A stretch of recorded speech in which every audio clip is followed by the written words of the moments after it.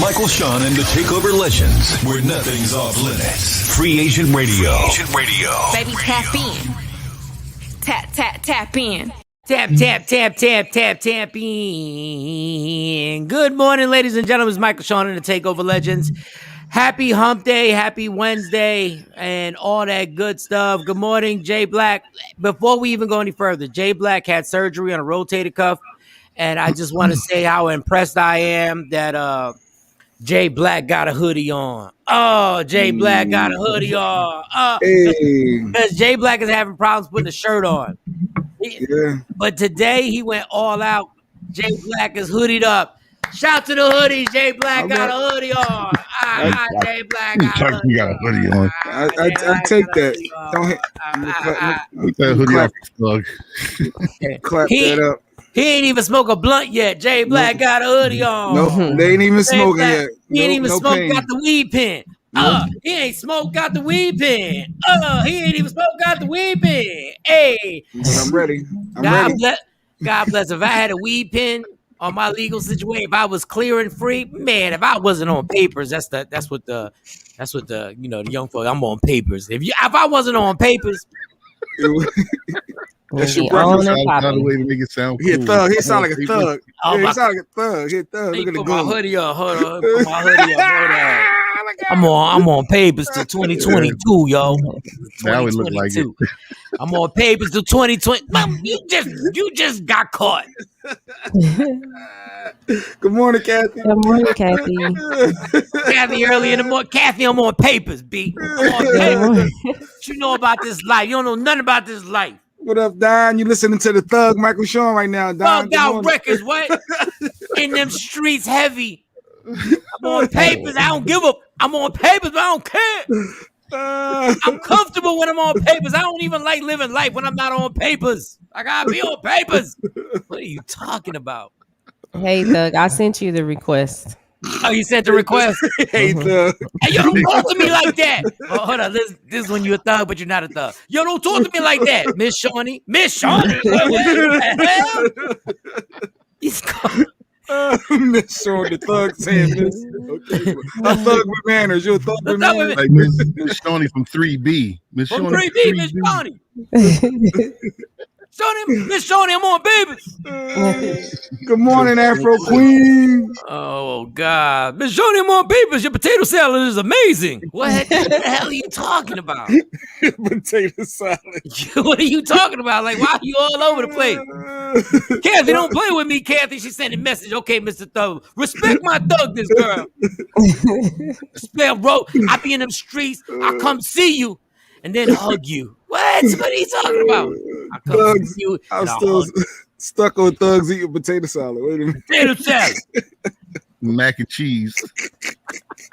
Yo, Miss Shorty, you up? Whenever you got some more of that potato salad. Sure, little Thug. Come on, little Thug. Little Thug. Come on, little Thug. You need me to take my shoes off? What? What are you talking about? Queenborn 9. Good morning, Queenborn on IG. Good morning, Queenborn 9. Good morning, DJ Cam. What's going on? Yo, what's good, Thug? when that album coming out, kid? Let me tell you, I don't even know, because I love living in the streets, baby. I love living in the streets. Kathy said, I'm from B-More, so be more careful when you come hug me. You exactly right. You're exactly right. When I hug you, my hands will never touch your lower back. That's disrespectful. Thug life. Living his life. Come see me. Psych. No.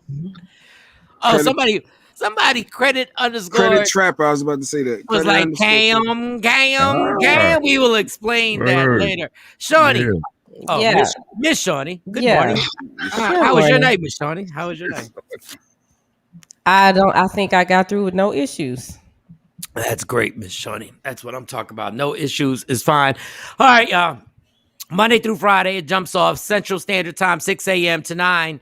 a.m. here in Dallas-Fort Worth and the whole central area. East Coast, 7 a.m. to 10 a.m. West Coast, I don't do all that math. It's just really early. So when we get a guest from the West Coast, they really F with us. Like, they shout out to Bill Bellamy. They really F with us. Shout to my man, comedian Spank from the Plastic Cup Boys.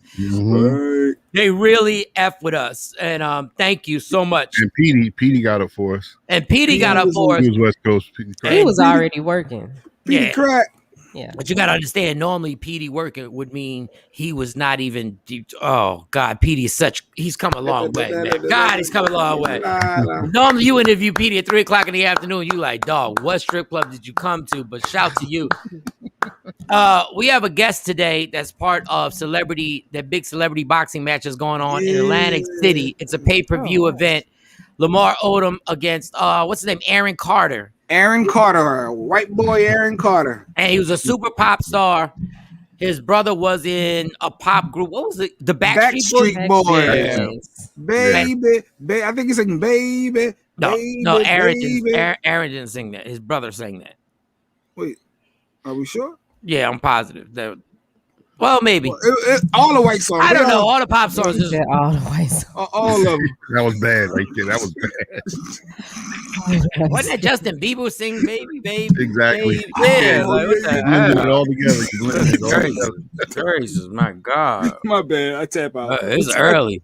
Yeah. Early in the game. For that, everybody on my Instagram Live, you can download Free Agent Radio, or you can watch us here. So spread the word. We're on here. So Ryan Banks is part of this huge promotion. He's part of a podcast called Good Times, and this Lamar Odom, Aaron Carter thing has already been, it's close to being sold out in Atlantic City at the Showboat Casino, and you can get it on all pay-per-view functions and access it and the whole nine. Actually, Ryan Banks. Yeah. Oh, go ahead. No, I'm sorry. No, that wasn't my fault. I'm sorry. That was behind the scenes. It was something I messed up. Yeah, behind the scenes, but just interrupt me talking. That's great. I'm sorry. That's beautiful. Go ahead, take a hit of that damn vice, that damn weed pin. Just take a hit. So Ryan Banks with Damon Feldman. I'm not. Don't try and get me back on track now. Don't try and get me back on. My bad. Nobody knows that you are battling. Shawnee is trying to put clips on the Media Room 360. I say that because you can see us on TV right there. Roku, Apple TV, Prime, effing Facebook, Amazon, YouTube. Twitch. So there's a scroll that goes under, and I can tell when there's they have a versus. Who can put the scroll up faster? So if I say something, it's like Jay Black wants to beat Shawnee Scott to put the scroll up or the comment up. Jesus, my God. Thank you, Shawnee. Thank you, Taj. Drugs. Jesus, my goodness, drugs.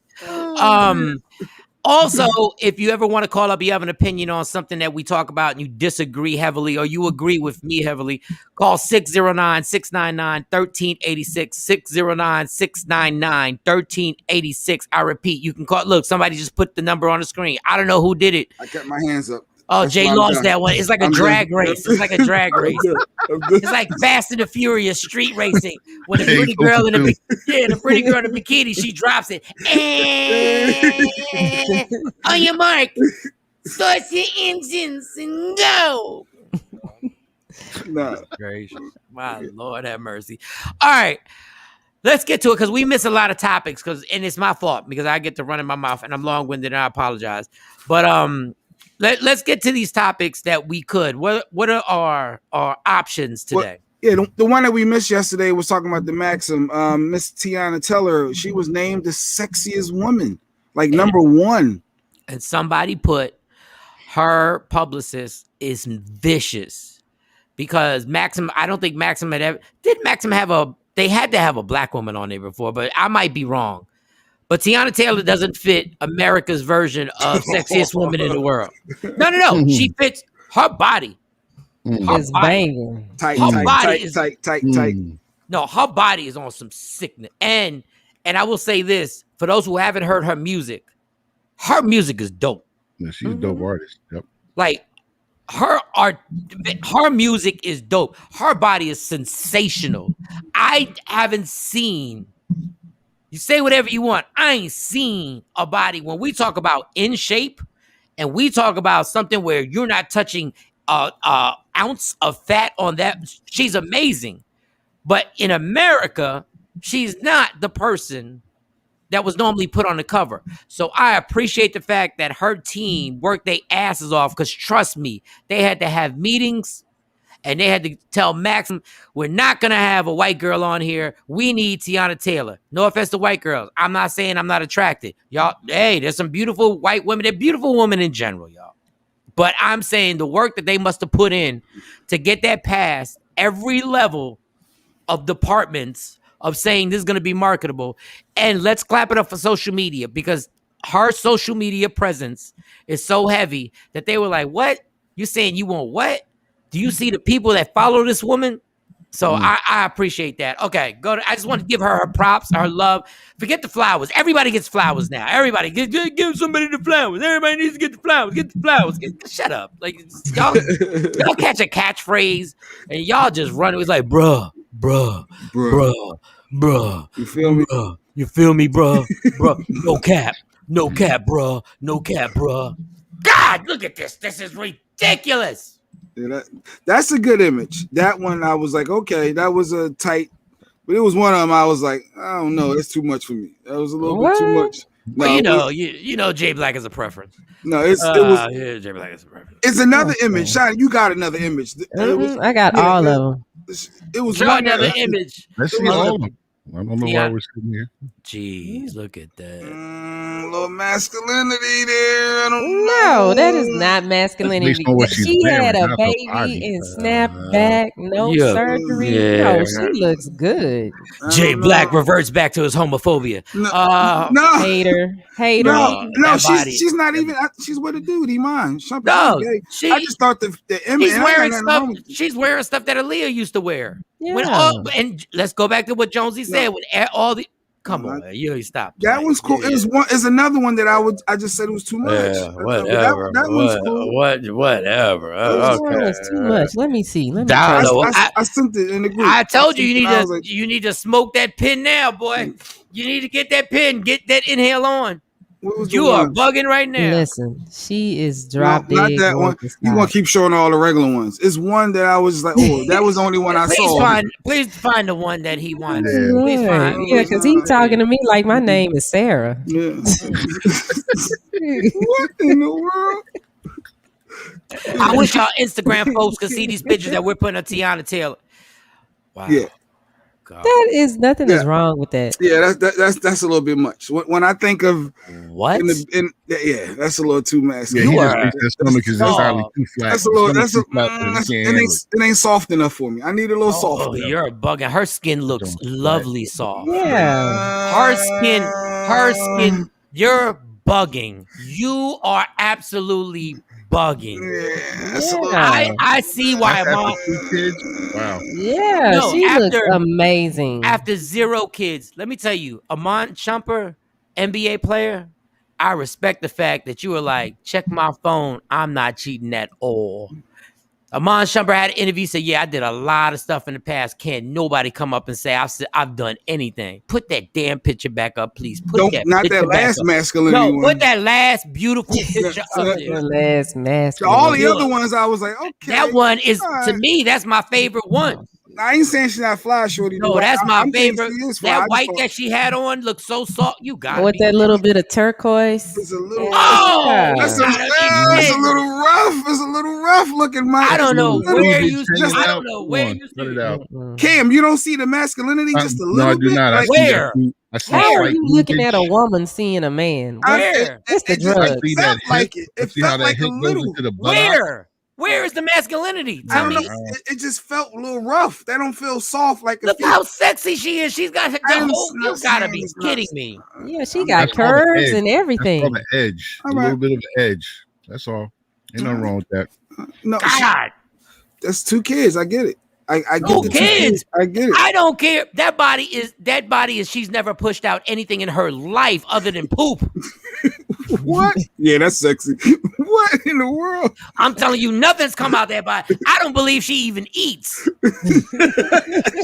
She leaves. I don't believe she uses the restroom. Shout to credit_trapper says I used to watch y'all do this in the studio with Jonesy every day. Some of the best times as a kid. Thank you. Well, I appreciate you. I appreciate you for joining us. Download the Free Agent Radio app. Media Room 360. The streaming channel is on.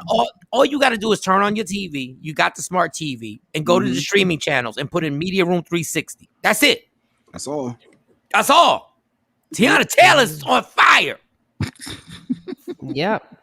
And I respect the fact that Amon Shumper is not, I hate to say it, he's not going to be Eric Benet. He's not out here getting drunk and catching a 4 and dog. Take your ass home. If she likes broccoli, make sure you bring the broccoli home. Don Page said, first, if he did cheat, she would kick his ass. First of all, she looked like it. First of all, stop playing. Amon Shumper's no punk. Stop playing. Y'all always want to take a little shot because the girl is in shape and she kick his ass. She from Harlem. She got that swag, extra swag. She got on a billion. Fighting those stereotypes that women have to fight, that you got to be a certain type to actually be sexy. Shut up, you stupid dummies. You stupid dummies don't know what beautiful is. Action said Jay insecure because she looks like she would pull a Megan on him and F me, like, I'll F him up like that. I don't know. No, stop No, saying F me like this. Like she get rough and look, hey, do it like this. But this is what I don't like, Action. This is what I don't like about these comments. This is what I don't like about these comments. Y'all trying to turn around. Whoa! What do you mean turn around? Like, y'all feeding the J Black's whole comment about masculinity. Y'all feel it? She's beautiful. She is. And the fact that y'all like she'll beat somebody's ass. Why? Because she's in shape. That's why I love Amon Shumper. Amon Shumper knows ain't nobody beating my ass. I done played in the league. I done played against guys 200, 250 pounds. But God, I love laying next to her at night. Call relationship goals. You feel safe. You feel safe. I get it. You feel safe. Yeah. No, Amon knows he still got to protect her. He still got to protect her. Thug life. Go ahead. Oh, he cheated before, and they worked it out. First of all, I can tell you the whole story, Shorty, and that was not the whole story. But I'm not going to get into all the details. I'm not going to get into everything that Tiana Taylor said and everything. We're not going to get into that, Shorty. But thanks for the hate. Thanks for the hate. You woke up with venom. You woke up with venom in your veins. No, she been on. Put the gun down. Put the gun down. I love all your comments, but when I got to address some of your comments. And if you want to talk, 609-699-1386. Yeah. Instagram Live, 609-699-1386. Y'all want to catch this smoke? Bruh. No cap, bruh. Oh, y'all kill me. Y'all ain't got no other words than bruh, cap, no cap. They got the other one. Did you feel me? That's the other one. You feel me? No, but that's an older one. That's an older one that came. You feel me? You feel me? Feel me? Shut up. All right. So we got Tiana Taylor out the way. There's what's another one? It was another picture that was on the internet that everyone went crazy now. This was a dope photo. It was somebody's mom. Okay. Jordan Woods. You know who Jordan Woods is, right? Yeah. Mm-hmm. Jordan Wood, Cam, she's the former Kardashian bestie, and she had kissed Tristan Thompson, and the Kardashians' friendship ended and all that. No, she's super fly too. You know, we didn't even say happy birthday to Kanye yesterday. Oh, Jeezy's birthday. Only the greatest of all time. Yeah. Only the GOAT, one of the GOATs. But go ahead, go with the picture. Jordan Woods' mom. We got Jordan Woods' mom. Yeah, we got it. I'm getting it. And everybody thought she was somebody else. They thought she was Lala. And they was trying to say, oh, the internet is about to crash. Lala's got the topless photo out there. And they was like, that ain't Lala. Oh, I did see that. That's Jordan Woods' mom. I ain't gonna lie. The picture, Jordan Woods' mom looked good, but God, thank God she's not my mom. Jeez. What do you mean? Because she's posting topless pics? Yeah, that's just ridiculous. Y'all want to be kids for life. She got to be. If Jordan is probably in her 20s, so she may be in her young 40s or high 30s. Still trying to compete with her daughter. Yeah. Look at my body. I want to be like the kids. I want to do a TikTok. Wait, what's wrong with TikTok? No, I want to do a TikTok. There's something wrong. There is something wrong. That's the problem, that adults don't think nothing's wrong, that we're doing the same exact damn thing that our kids are doing. TikTok is fun. Okay. Wait, so you saying I shouldn't have did my one TikTok? Because I told you when you was doing it. It's not wrong with doing it. I want to see the picture of the mom, but it's not an issue doing the a TikTok. Come on, Mike. You got to keep up. There's no separate. That's the problem. Our parents weren't trying to keep up with us. Shawnee IG dropped. I had to. You got to do. I had to because Jay, why are you such a goddamn snitch? Shawnee drop. Holly Berry is elite. Yeah, when I saw this, I really thought y'all can't see it on IG Live. That's why y'all should go to Media Room 360 on your smart TV. Go to your streaming channels. Yeah, she does look like Lala. She does look like Lala, and she's a beautiful woman. But no son would ever want their mom to put that picture. No son would want their mom to put that picture out. But good morning, Jacqueline. Where's the other one? Let me see the other one. That was the one I was like, okay, MILF. She's the MILF, official MILF right there, right? What does MILF stand for? What is that? Mothers I like to. Mothers I like to. Oh, okay. No doubt. Miss Shawnee Scott, aka a MILF. Now you don't want to talk. No, but yeah, if that was somebody's mom, which is somebody's mom. What do you mean if that is somebody's mom? Yeah. My kids too young. I hope they little friends don't think like that. Well, I guess the boys, they're grown, so I could see Shawnee now. No, you could not. No, you couldn't. But you know what, Shawnee? I will say this. It's about how the mom presents themselves. There's certain moms that present themselves in a way that you don't even bring the thought in your head. But then when you got Jordan Woods' mom pop into the kitchen,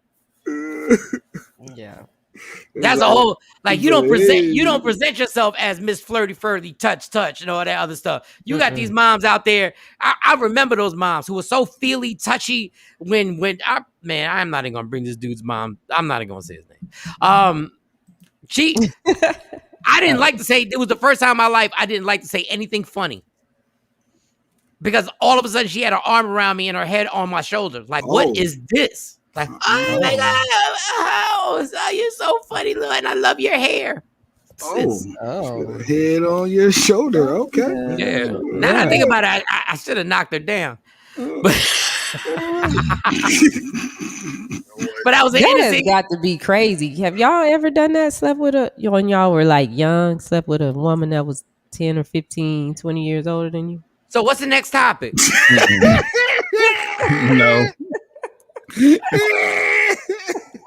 Shawnee, you can put me down for a no. I don't know what them other two right there, but you put me down for a no. I ain't gonna lie. And we can stay on this topic. Let's stay for a little bit. Y'all want to keep it 100?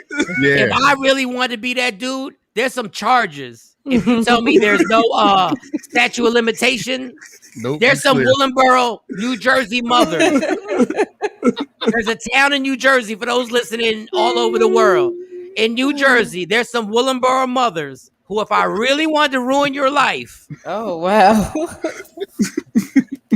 That's where I stay. Let's hear it. Let's go. Oh, yeah. I forgot Mike told us about the babysitter. Yeah, Linda. Oh, you start with the things getting close. Yeah, y'all go. We not gonna go right there. Like, jeez. I ain't say no last names. Yeah.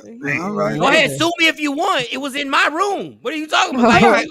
It's your truth too. I mean, there's some Willenboro mothers that I could ruin your life if I really wanted to. Wow. And let me say with the intro, you so funny and I love your hair. Black women love bringing up the hair. Oh my God, your hair is so, oh my God, it's so, look at this. And look how I'm rubbing, y'all can't see it on Instagram Live. Y'all can see it, but on Free Agent Radio, y'all can't hear. I'm rubbing my hair. These curls, okay, all right. Wonder why I turned out to be a savage. Wow. A savage. Wow. I don't know what's wrong with Michael Shawn. Well, you don't need to know. Just understand I'm a savage. Quoting Megan Thee Stallion on this joint.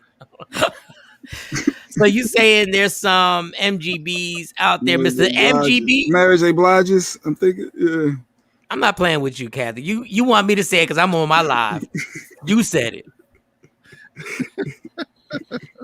Yeah, mine were local. Nobody ever flew me out. Mine were local. They was all like, I just had to go to a different park, like Millbrook.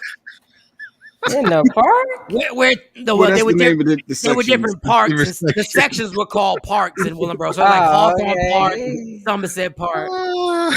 Ty didn't come home. Ty is still at practice. All right, well, I'm gonna go. No, what? Do you want something to drink? You want something? Well, I mean, I walked all the way over here. We ain't had no cell phones back then. You had to take the chance when you went to your friend's house. You couldn't just call and check.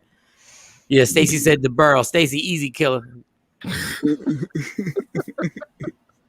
I ain't giving no more hints because that's it. Oh wow, that's all. I already said Mill. On it now. I already said Millbrook. Millbrook, Linda. Miss Linda. Process of elimination. What's that kid's name? What was the son's name? And I don't even. Stop. I didn't know I made up the son's name. I didn't make up the son's name. I just use. There's certain names I use in jokes. I use Tamika. I use Troy and Todd. I don't know why the T's. And I always use Tamika. Every side chick joke I ever made, it was always Teresa. Tamika and Teresa were always the ones that I always use. Don't know why, because I don't know a Teresa. I know one Tamika. And the only reason I know her is because he went to my high school and we went to summer school together, and nothing ever happened. So give us another one. Once again, shout out to Tiana Taylor. Oh no, let me read this. Shorty, Tasha said that was normal. People can lie if they want. I had a couple of male friends that was knocking down moms and teachers. Terrible. No, let me tell you how terrible. Let me tell you how terrible this is. There was a high school in Camden, New Jersey. Another place in Jersey. Sorry if you're not from Jersey. I just got to give you the specifics. In Camden, New Jersey, where there was a worker who used to play basketball with us, right? Now, I was out of school, so I was probably like 22. And we would go play ball in the gym of this high school because he worked there. He like cleaned up. He was a maintenance dude. This dude literally would tell us so-and-so is his girlfriend. He was in his 30s, so he was already older than me. He was talking about his girlfriend in high school. Multiple girlfriends that he was knocking down in high school. And he was 30? He was in his 30s. I was 22 at the time, Shawnee. Well, you know what? We had coaches that were doing that at Carter. So, yep. That's all I'm saying. And at that moment, as trifling as my mentality was, as down for whatever I was, I remember us after we played, everybody sweating, everybody ready to go grab a beer, and he started talking about his girlfriend. And I remember my homie Keith was like, "Your girlfriend?"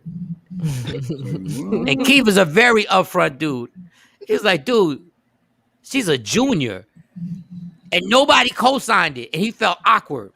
Because I was like a junior. And then we all just looked at him. And I was like, okay. He could play ball. Good ball player. But I was like, the stuff that is... The reason why we are over-sexualized, if that's a word, is because of all the stuff that generations have been brought up being used for their bodies and sex. I love sex. I love orgasms, the whole nine. But sometimes the aggression that everybody has, and the reason why we are so sexed out and people will lose their minds over an orgasm is because of the stuff that happened generations ago. And it just ain't my last generation. It's generation after generation after generation. And women, I don't even know how y'all made it through. I don't even know how y'all made it through with dirty ass uncles. I don't know how y'all made it through with dirty ass. I don't know how y'all did it. But back to the jokes. Next topic. Well, I don't know if it was a joke here. We got the Colorado clip, Shawnee, the Colorado high school. So it was a school, Meade High School. So the kids, they wrapping up this end of the year. They reenacted the George Floyd murder. Insensitive kids, Colorado. So the teacher found out, apparently did her little investigation. I thought it was a principal. I'm sorry, yeah, the principal found out, did her investigation, and she ended up quitting. She said, "I'm out." These kids, I guess the support for it may have been too much, but she quit, and it was a news story. And the newscaster actually is what's really stood out to me. But let's play this clip. A principal resigns after a social media post circulated showing students reenacting the murder of George Floyd. A group of students took this photo at Meade High School near Longmont. The St. Vrain Valley School District condemned the reenactment, and Principal Rachel Ayers said the photo did not reflect the school's standard of respect and character. Well, now, after 12 years, she has decided to leave that school. We don't know exactly why she's leaving or what she'll be doing next. I thought it was interesting that they don't understand why she's leaving. Like she can't be leaving over this pic because of the racism. But see, this is where I say a story doesn't tell you the whole story. Why were they reenacting it? Mm-hmm. And what were their intentions? Were they against it and they were reenacting it to show you how to... Oh, Jay, you got to open your mind. Was that kid on the ground in blackface? Stop it. Can you show the clip again? Because y'all see that blackface for the kid? This is why when the first story comes out, if you don't know all aspects of it, was the kid in blackface? What kind of term of endearment are you doing reenacting? I'm not saying a term of endearment. It could be a protest. And that's why the white lady left. No, he was smiling in the pic, Mike. You might be right, Jay. You just have to have these discussions. But I get what you're saying as far as doing your research and not jumping the gun and going down that path. And if the white lady was so offended, why didn't she's the principal, why didn't she suspend the kids? Maybe it was a lot of resistance. Because that was my thought. Like when you start doing investigating, you send everybody's all for it, and you're like, you know what? This ain't my energy. Well, you might be totally right, but suspend the kids. Don't buck up and run. Well, sometimes you gotta run. Sometimes if you're outnumbered, you gotta run. The white lady ain't had to run nowhere. Yeah, they ain't got to run nowhere. That white lady had to run though. That white lady could have called the lawyer and could have called the news people herself and put this story out there. I thought the principal was black. Nah. It's just some. No, it's white people down for the cause. But I just thought the newscaster said he doesn't know why she's leaving. Maybe because the environment she's in. No, that's how they do. And all she would have had to do really was, I don't know why. Yeah, but my thing is like, if she's not going to make a comment on why she's leaving, the reporter can't say anything on why she's leaving. The reporter has to say, we don't know why she's leaving because they don't know why she's leaving. Exactly. So what Stacey just said. She knew that they would be coming for that ass. Mm-hmm. Stop it. Ain't nobody coming for that. She's whiter than white. Stop they it. burn crosses on their phones too. Oh, whatever. Y'all be trying to transfer your black experience to people who ain't never dealt with that. I'm saying nigga lovers. I don't know. They get caught. They get caught out. Oh, you want to support? She could have suspended him and not got no trouble. No trouble. There was no way them parents could have said anything. She could have got the school year is over. It's over now. They seniors. It's done. They graduating. This is probably their last 2 days. If you can't put that photo up, so we can. I just want to make sure before we just jump out the window and then sound super ignorant when we find out that the reason why she's mad is because she doesn't think the principal don't think the George Floyd thing was wrong. So you want the clip? No, just. Play the clip and then we'll the still shot. It doesn't matter. It doesn't matter. It don't matter. Either one. We can get to it. It's not that long. A principal resigns after a social media post circulated showing students reenacting the murder of George Floyd. A group of students took this photo at Meade High School near Longmont. The St. Vrain Valley School District condemned the reenactment, and Principal Rachel Ayers said the photo did not reflect the school's standard of respect and character. Well, now, after 12 years, she has decided to leave that school. We don't know exactly why she's leaving or what she'll be doing next. See, I'm not going to get into a long debate about this. I need to know. I almost feel, the respect and character. What side of that was she on? Yeah, what side of that was she on? Were they doing this and posting it against the cops? I don't know, and nobody knows, but we don't know. But this is what the news does. It doesn't give you the whole story on what is it. Maybe she didn't want to suspend them. I don't know. I ain't that cut and dry on this one because I swear that hand that's sticking out. I don't know. I don't know. I'm not going because I'm not getting riled up over that. Don't get riled up on that one. I'm not getting riled up over that. Maybe you get riled up when we shift gears to another video that may be more clear cut. Because real quick, when white people get mad at white people, that's their business. I ain't got nothing to do with that. That's their business. I ain't got nothing to do with that. I'm not jumping in there. How about that? Y'all gonna handle that. Y'all go ahead. Figured it out. We got bigger fish to fry. I can't deal with your little scenarios where I leave after 14 years. I leave because George Floyd. Don't even bring up the fact that y'all brought up George Floyd and different white people are mad at different white men. Get out of here. Like whatever. I hear with that. Trying to get me caught up. Yeah, not my fight. Yeah. Sometimes you got to walk away from that. As much as you be like, oh, that's wrong, but it ain't none of my goddamn business. Ain't none of my business. Yeah. I don't know why he banging on that door. I don't even know why. I'm good. I don't know. I just know she ain't Hispanic and she ain't black. I just see the dude with a lumberjack shirt on banging on the door. None of my business. With a lumberjack shirt on. All right. Yeah. Got a little trucker hat on and nope. I just walk by. Hey, good afternoon. Excuse me. Because, they're like 2 doors there. Good afternoon. Excuse me. Got nothing to do with that. Nah. Because ain't none of y'all jump in when that knee was on George Floyd's neck. So don't. Yeah. Keep moving. All right. So what's the next one? Either you can go into the women can't cook, or we can talk about the little 10-year-old boy that got. Don't do the 10-year-old. Don't do the 10-year-old boy. Okay. All right, say that one for you. Because I'm vindictive. I really am, and I don't let stuff go. And I blame. I say Jay doesn't let stuff go, and he doesn't. When I told you about this gun situation weeks ago, and I told you it was gonna get crazy out in these streets, I told y'all, and you made it easier for ass people to get guns. A-holes. Show the clip. And I'm going to make this, I swear on everything I love, we're going to be out of this story in Central Standard Time. It is 6:43. We're going to get out of this thing by 6:51.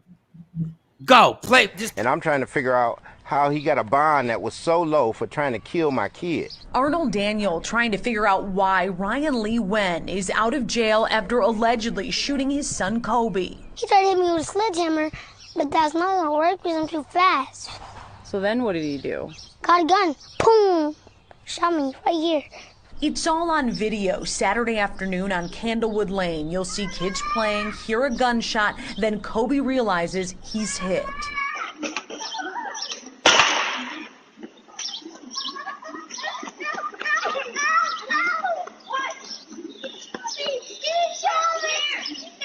Lee Wen allegedly fired through his front window. The bullet went in Kobe's arm and out the other side. He's bleeding! He got shot! Kobe got shot! Kobe got shot! Police! Did it hurt? Yes. You point to it? Show us where it's at. Right now, he's not even processing exactly what happened. He don't realize how close he came to not being. Yeah. So you got the gist of that. It's a little longer, but you got the gist. So, little boy, Parents. Quick sidebar, because I'm looking at the clock as I talk. 9-year-olds, 10-year-olds, 6-year-olds should not be interviewed by news media. I'm gonna say it one more time. 9-year-olds, 10-year-olds, after a traumatic incident or any incident, should not have a camera in their face and you allow them to do an interview. I'm just telling y'all parents. I'm not telling you I'm the greatest parent in the world. I'm not telling you that. I'm just telling you a camera in your kid's face is not what needs to be done. My opinion, you don't like it, fine. Don't really care. Lee Wen, you little cowardly ass. In real life, after that happened, hypothetically speaking, your life should have been taken. Your life should have been taken. That you shot at a kid. Now, I could crack a whole bunch of other stuff on the kid, being bad kids, everything. Your life should have been taken after that. There should have been no news cameras. Nobody should have been anywhere around. But listen, the family may not have the resources or the people who are about their life to do it because it could be some jail time. Lee Wen should not be breathing. Should not. Neighborhood watch. Should not be breathing. Whatever. I'm not condoning anything. I'm just telling you, you shoot my kid, I'm willing to run into your house and take more bullets. I'm not a thug. I'm not tough. None of that. I didn't run these streets selling drugs. You shoot my daughter in the arm. Somehow, some way, I'm coming to your effing house. And you know he ain't a marksman rather. So No, the arm was the lucky shot. That the fact that they didn't kill him. The coward shot from the window, Jay. Shot through his window. Through his window. He didn't even open his window. Apparently, there's an ongoing neighborhood feud with the guy. He don't want people on his lawn, and the kids apparently had their bikes on the lawn. And he's like, you know what? Best way to settle it is shooting them. Yep. It was like Stanley from Friday. He got to get off my lawn. Like, so he ended up, he said, boom. Listen, man, I'm a work in progress as a Christian. And I'm not telling you I'd have walked directly into the house because he had the gun. But I would have plotted. And I wouldn't have called the cops. Yeah. I wouldn't have. Go ahead. And they wanted a different judge because they only gave him $10,000 bond. So, you don't need 10% of that. So, look, he said for attempted murder for my kid, and he's only $10,000 for a bond. He probably gonna flee the country. Yeah, that was a bit much. It was a bit much. But I'm going to tell y'all again, these are the people that can get a gun. Now, everybody's going to tell me he got the gun illegally. That's what everybody's going to jump to. He got the gun illegally. But my point is you've made it now that he doesn't have to get the gun illegally. He doesn't have to go through the resources to get the gun illegally.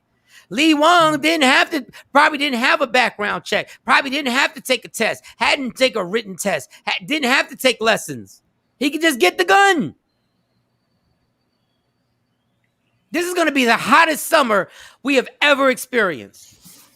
Trust me. And guess what? So if the neighbors get the gun and they got the gun as easy, I'm just hypothetically, this ain't happened. Now I come to your house and I light you up. Now, we both got to go to court. Now, I get caught with premeditated murder because I thought it out. That's what they're going to say. And then my lawyer's going to say, no, my son was shot, so it was just an instantaneous thought. So now we got a shootout going on next door.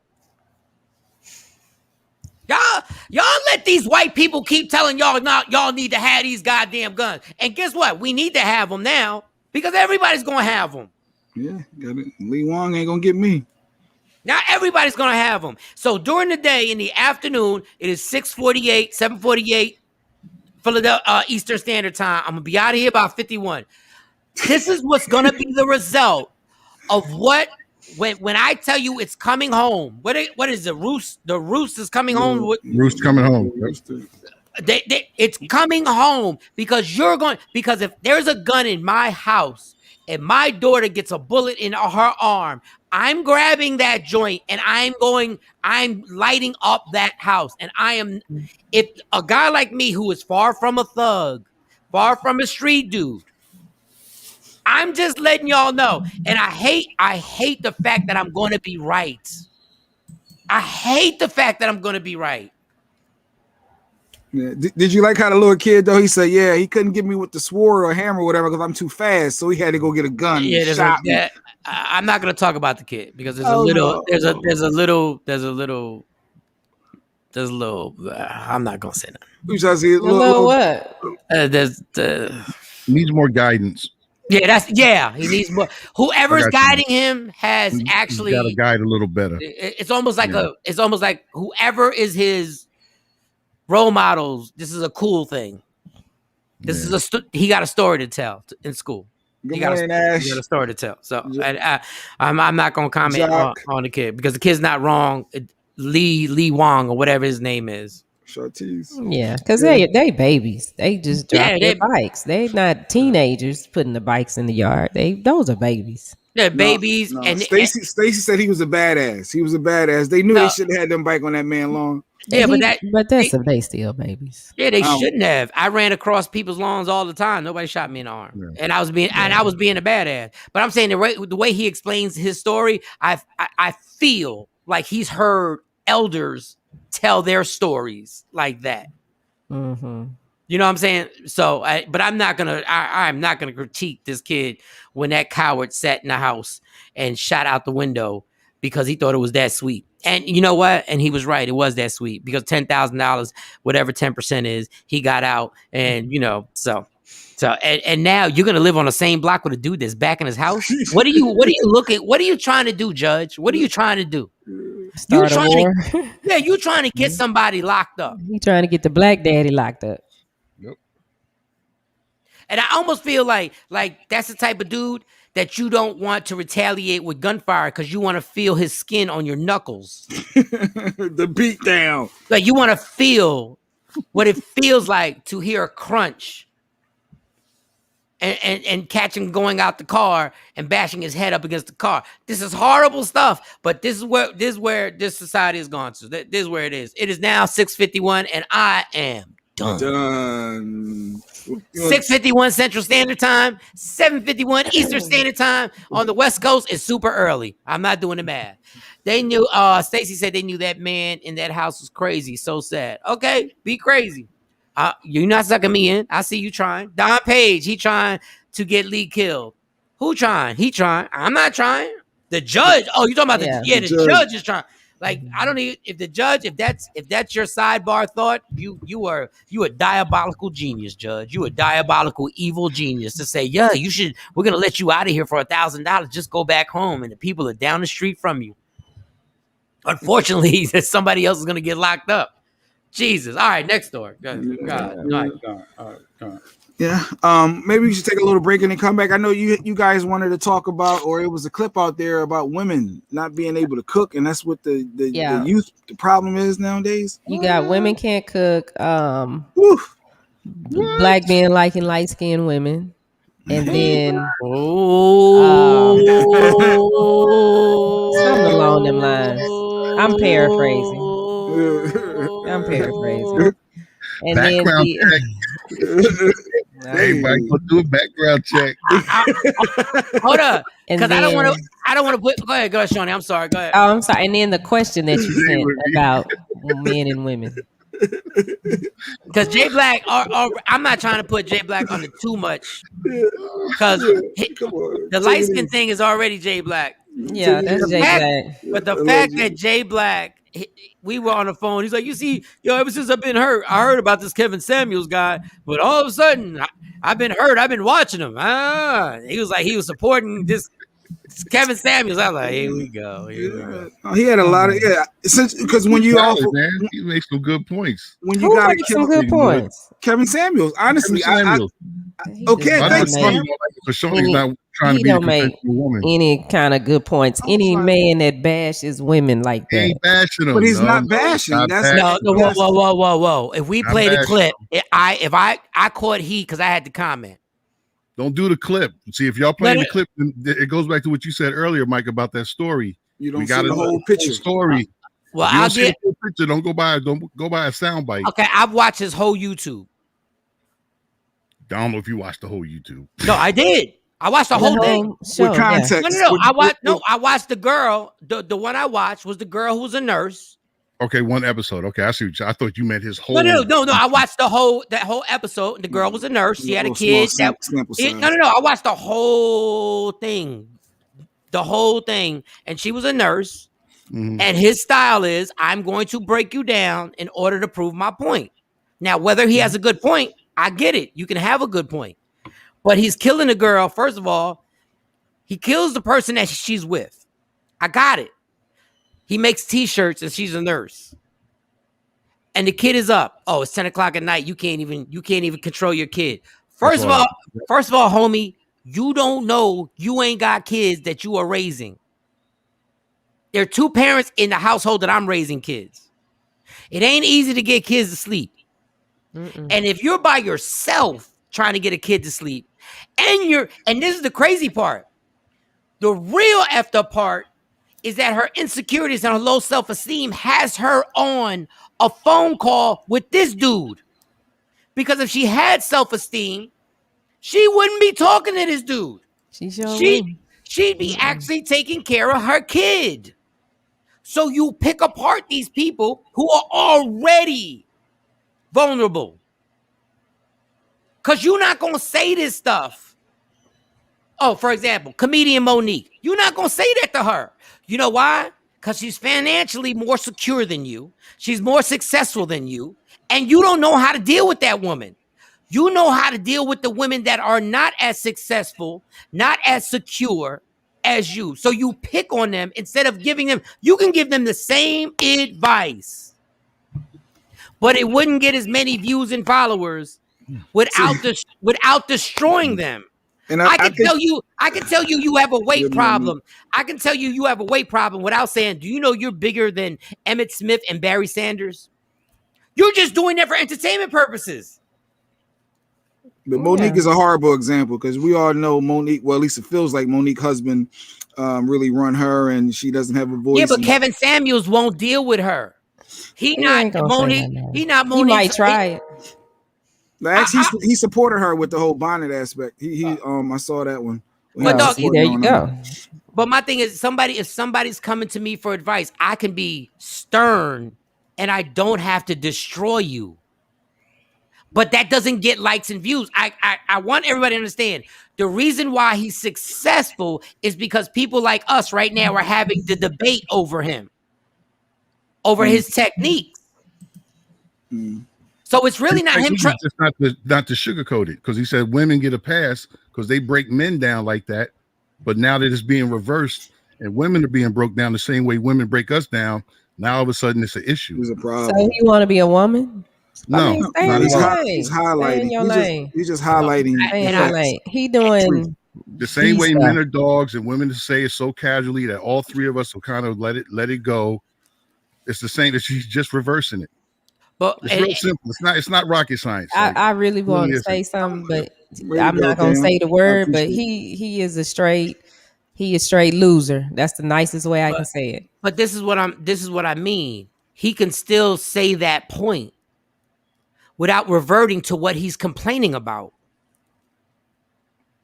If we're complaining about women saying this stuff about us, and then you revert to do the same thing, you can clearly say the point on how foul it is that women have lumped every father as a baby daddy and every ex-husband as a dog or every ex-boyfriend as a dog. But what he's done, he's used the same tactic to attack them, which leads to nothing. That's the thing. It's not every woman doesn't think that way. I'm not on the planet by myself. But it's who you choose to be around. Every woman doesn't think that. But my thing is, like, guys get tired of every conversation. I'm not saying you, Shawnee. This is the thing. The lump thing. Lump everybody in it. Guys get tired of every dude's a dog, every father ain't ish, every guy ain't this, and women have a ball saying it. So now he takes women and they say it with no filter, with no care. It's loose. Yeah, but that's my point. It's not like that's a small percentage. That's just what gets highlighted. Yes, it is. Yes, it is. I'm a woman. Right. I'm around. I'm a man. I hear it. Talk about it. Well, then small percentage. The women that you around. Well, I want to say this. You hear it in general. You hear it on TV. I ain't around everybody. That's what I'm saying. Okay, so that's the media. But that's my point. These things are used to continually belittle and degrade black women. I don't hear nobody talking about these white bitches out here and the stuff that they do. But it's always a black woman. Oh, she wrong for this. Well, you know what? A lot of black men have done us wrong. A lot. Like if I really wanted to get on my soapbox, the white men in my life that I met, those are the ones that have helped me. Those are the ones that have given me the information I needed to further my career. But when I work for them black men, it's either you gonna sleep with me or you're not gonna get a promotion. Oh, she a bitch. She did, because I'm stern on what I believe in. So yeah, as a black woman, I really got a soapbox I could sit on, but I choose not to. And say, because I love black men. I don't want no white man. And when I got married, I wanted a black man with black kids. But there are men who could sit on that same soapbox and give their personal history on what they went through, and they can give their personal history on how they've been lumped in the same way you said it. My whole point to this whole thing is everybody can say, I can tell you black women are lumped in as having bad attitudes and being confrontational. Black men and Hispanic men are lumped in as trifling, no good, will not, you see them, they'll disappear on the kids. Those are both valid points, and they both happen. My problem with Kevin Samuels is that he's capitalizing off of this. So what he does is he makes guys feel like he's standing up for them against what gets said at the salons, and when men's names get trashed. And I've heard women trash men around a bunch of men, and she's complained about what this one particular man was doing. Mind you, all the men in the circle are doing the opposite. Now, all I'm saying is Kevin Samuel is playing everybody because he wants to spark the conversation that you and Cam are having right now. He doesn't want to bridge the gap. He wants to make the gap wider. Right. So he wants to be like, oh, you this, and the reason why I'm saying this is because this is what women have gotten away with saying all the time. Once you say that, now every guy watches going, yeah. But when they say that, this is the thing, and I've said this before. If the black man wants to be respected like that, then you got to do some things to get respect. Sitting up there being messy like a woman, like a female, I don't have no respect for you. Kevin Samuels can be on fire right beside me, and I wouldn't spit on him. As a black man, what he should be doing is saying, hey, brothers, let's do this. Talk, tell a woman that she's wrong. The men. No, don't chastise them. But Shawnee, but I get it, and I get what you're saying, but you got to understand there are people on both sides doing the same exact thing. There are women on Instagram every single day going at dudes. I get that, but I believe in this, in our little black setup. We the black men have to be y'all got to take control. You have to. Okay, it's out of control. So the argument is y'all won't let anybody take control. yes. And I'm not saying you. There's a ton. Yes, they will. Look, they gotta stop being messy. You can't act just like the woman. Shawnee, you can't act. Wait, Shawnee. You can't tell somebody. And I'm gonna get into this just to get into this because this is what he wants. You can't ask somebody not to do something that you do. That is basic skills 101. You can't ask somebody to not do something that you're doing. And that's the thing. There's nobody closing the gap. What he does is he makes it like, let's get it popping for real. Since y'all chicks want to say this and y'all want to say that, we gonna say this and we gonna say that and we gonna say this and we gonna say that. That's the genius and what makes him a fraud. The genius is he knows exactly what he's doing because when he's around the woman that he really wants to be with, he ain't talking that. Or the man. Whatever it is. You want to be with. All right, whatever Cam, it is. let Cam get his thoughts out. Cam got a lot to say. I don't. Here's my thing with the whole thing. Until someone sees more than one episode, there's actually nothing to talk about. That's all I'm gonna say. Ooh, he checked you, Mike. The thing is, as much as he's talked about the supposed chick that doesn't have and blah blah blah, he's talked to chicks who make six figures, wanting to be with a man and can't find one. So she's secure. She done went to school, got an education, living on her own, handling all of her business. But what she can't get is a man. But the man that she wants is a six-figure man to cancel out everything that she's done. Because the first thing he'll ask her, if you have a child, do you want to work after having the child? First thing she says is no. So he's trying to figure out, well, what was the purpose of going to college, getting your career just to not work after having the child? Like it's a whole lot of other details. What's wrong with that? What's wrong with the woman not wanting to work after she has kids? If she wants to have a family and she wants to take on that role of being the housewife, house mom, what's wrong with that? There's nothing wrong with it if she chooses to do that. That's great, but understand what you're doing then. Once again, I say this whole thing about y'all want to be independent when it's convenient. You have to pick. You can't. We want to be independent when it's convenient. Don't no woman want to be independent. All I'm saying, no, you can't say don't no woman want to be independent. Don't no woman want to be independent. Okay, then why y'all singing these Beyonce songs? That's a whole bunch of sugar, honey, and iced tea. So stop following Beyonce. Stop listening to her lying ass. But you have to. You get put in the position where you have to be. You get put in. I can't depend on you, so I have to do this. I can't sit by and let everything just fall apart because you won't pay your child support or you won't come get your kids. That goes back to, so I just have to do what I have to do. It goes back to choice. I said it on this show before. I'll say it again. Women, for the most part, tend to make bad choices when it comes to picking men. You guys have that power. Make better choices. You'll have a better result. No, we do not. Listen, no, y'all, men, no. Men get to marry who they want. Women marry who they can.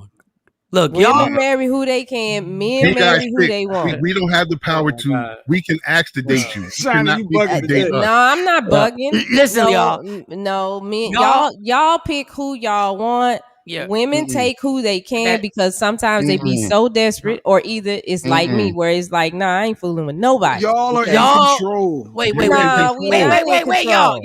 Listen to the conversation. Everybody talking has generalized all guys and all women. You've all generalized. Everybody. So when you say, I'm not that person, or Cam was like, I'm not that dude. Y'all both just had a debate and generalized both genders. All women do this and all men do that. And that's exactly where Kevin Samuel comes right in the middle and goes, I'm going to make a gang of money off of this. Because nobody, like Cam says, women make bad choices. No, people make bad choices. But I'm talking about this particular topic of trying to find a good man. In that sense, the woman has the power. So I'm not going to say people make a bad choice. In that case, the woman makes a bad choice. But she picks the guy that ends up in jail, the guy that doesn't pay child support, the guy who was used to be a member of Mobb Deep, and then all of a sudden he don't do the Fresh Prince thing. Then it's no, it's not. It's just the damn truth. And everybody needs to do the dance. But do you understand? This is the aspect that I'm saying. But this is the dynamic in a nutshell right here. Cam believes to get married, women have the power to decide who they marry. Shawnee believes men have the power to decide who get married. At some point, no, I didn't say that. I didn't say that, Mike. I said the women have the power to choose the man initially. That's what gets the relationship started. I can't marry a woman that will not choose me. If I ask her to go on a date, she says no, it goes no further. Understood? But you decide to ask her to go on a date. No, I can ask 1,000 people, but until she says yes, nothing happens. Yeah, but it's 50. No. Is that understood? It's understood, but 50-50 is that you have to do the approach. So she has to wait for you to choose her. Right. Yeah. That's what I'm saying. It's 50. Okay. All right. No, I get what you're saying, Cam. I'm with you, Cam. You're not Make moving better forward. choices. Stop picking thugs and stop picking cats that you think you're going to fix. Okay. You kind of got to know what you're dealing with. Real talk. But everybody don't want to be real. Okay. Nobody want to look in the mirror and be real honest. Everybody want to blame everybody else.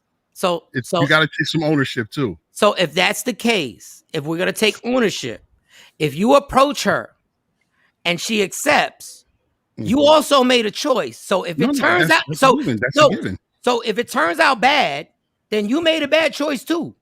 Depending on who the bad person is, or if both people are bad. Yes. Oh my God! If the woman turns out to be bad, you made a bad choice. It's 50-50, y'all. Because you initiated it. I'm not denying that. But you picked her because she was light skinned with brown eyes and long hair, and she looked like the girl in the video. And there you go, generalize. And this is why I don't walk in a hair salon. I'm just saying. But see, you just generalize. First of all, but they get to pick. Y'all get to pick who y'all want.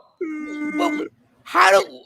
Because like he said, if I ask her on a date, so you're initiating it. That was your pick. I picked you to ask you out on a date. And then you accept it. And I then got to say yes or no. Yes. So it's 50-50.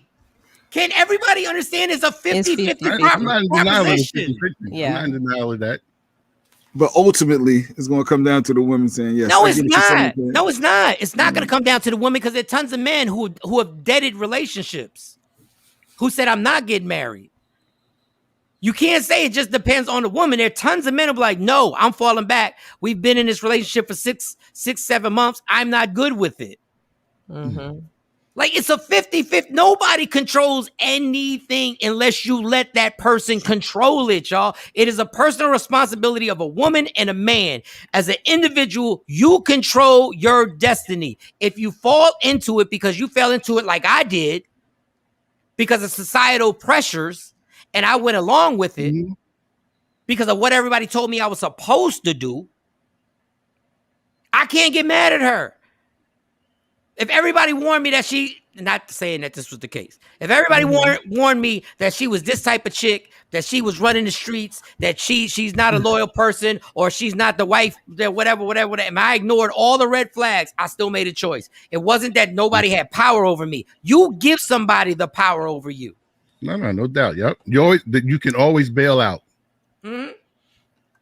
But my thing with Kevin, and this is my point exactly, Kevin Samuels knows how to manipulate the situation because he knows the tenseness. He knows the pain that everybody's gone through in their prior relationships. He knows how everybody feels like they've been slighted.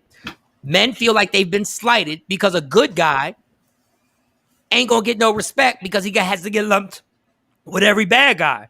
Women feel like I gotta get lumped with all these chicks also. What he does is he sits there, he emphasizes it, and he gets paid off of it. And I'm not saying he might not have some good words for people. And you want to be, and the fact that he says what needs to be said. You can say what needs to be said, but does it really come to a resolution of anything? No, he just keeping up drama. He acting like a little. Yeah, but stop saying it. But my thing is like when y'all say stop acting like a little bitch, then tell them women stop acting like little bitches when they say the same thing. Yeah, we do. No, you don't. We do.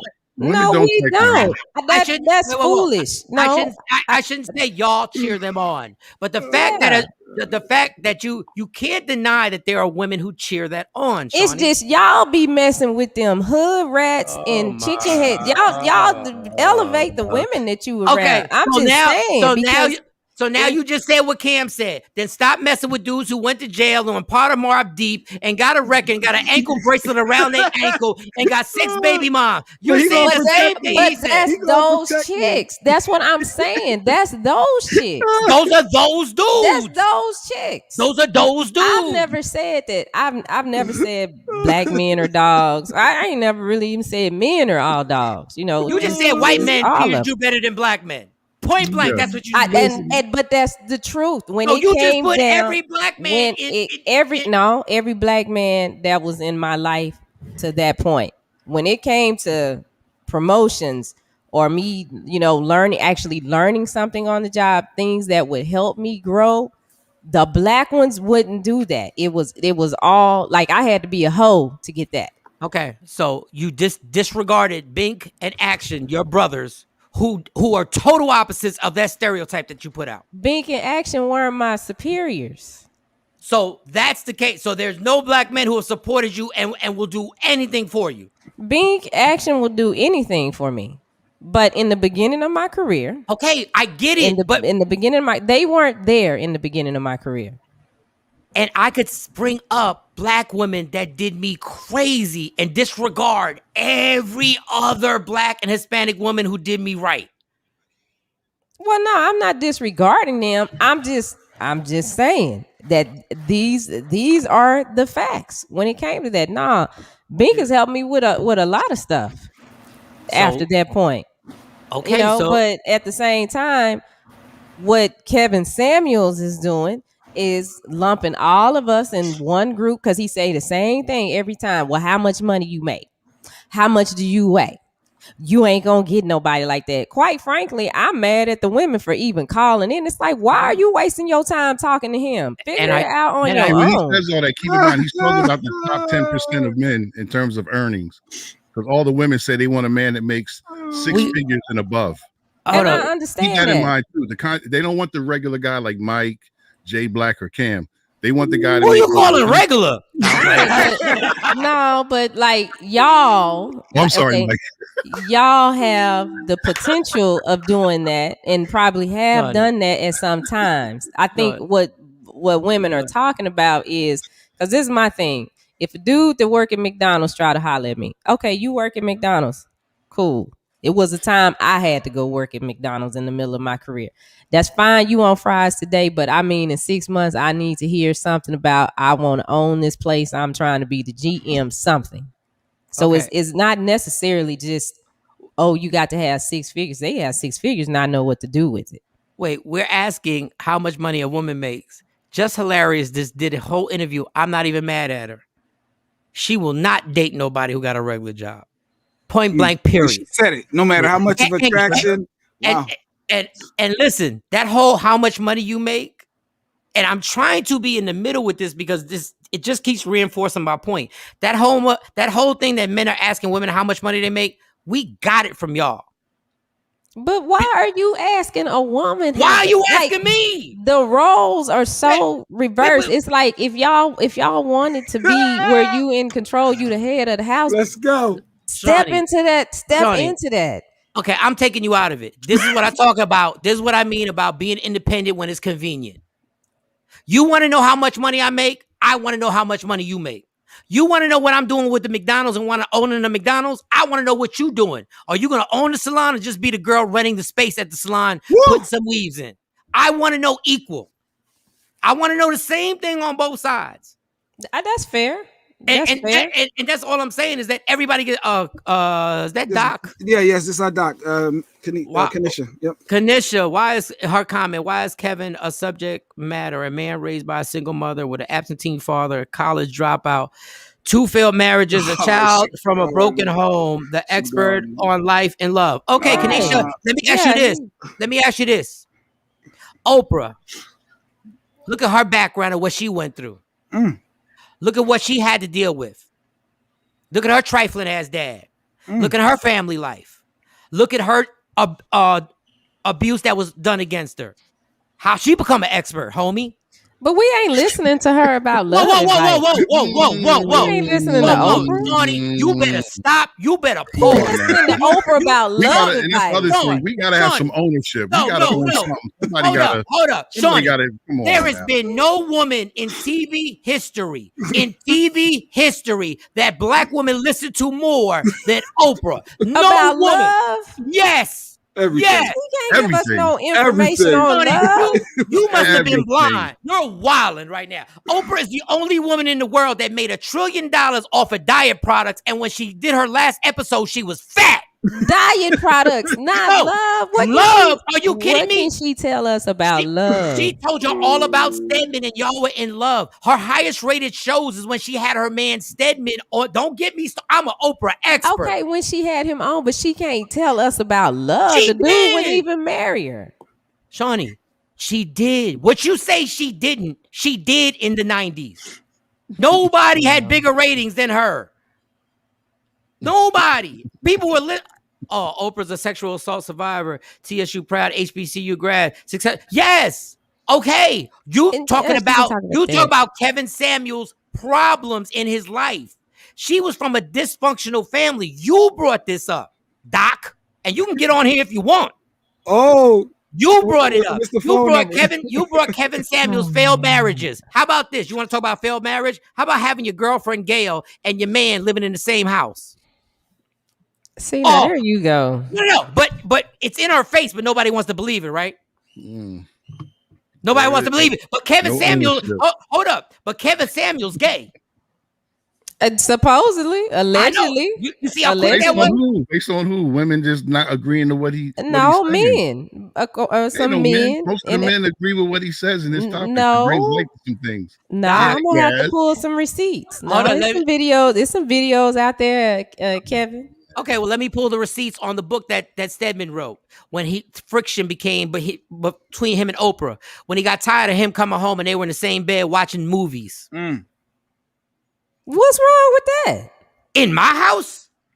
Was it his house or was it Oprah's house? No, they were supposed to be together. I know. Right? It's supposed to be right? Well, hold on. It's Oprah's house.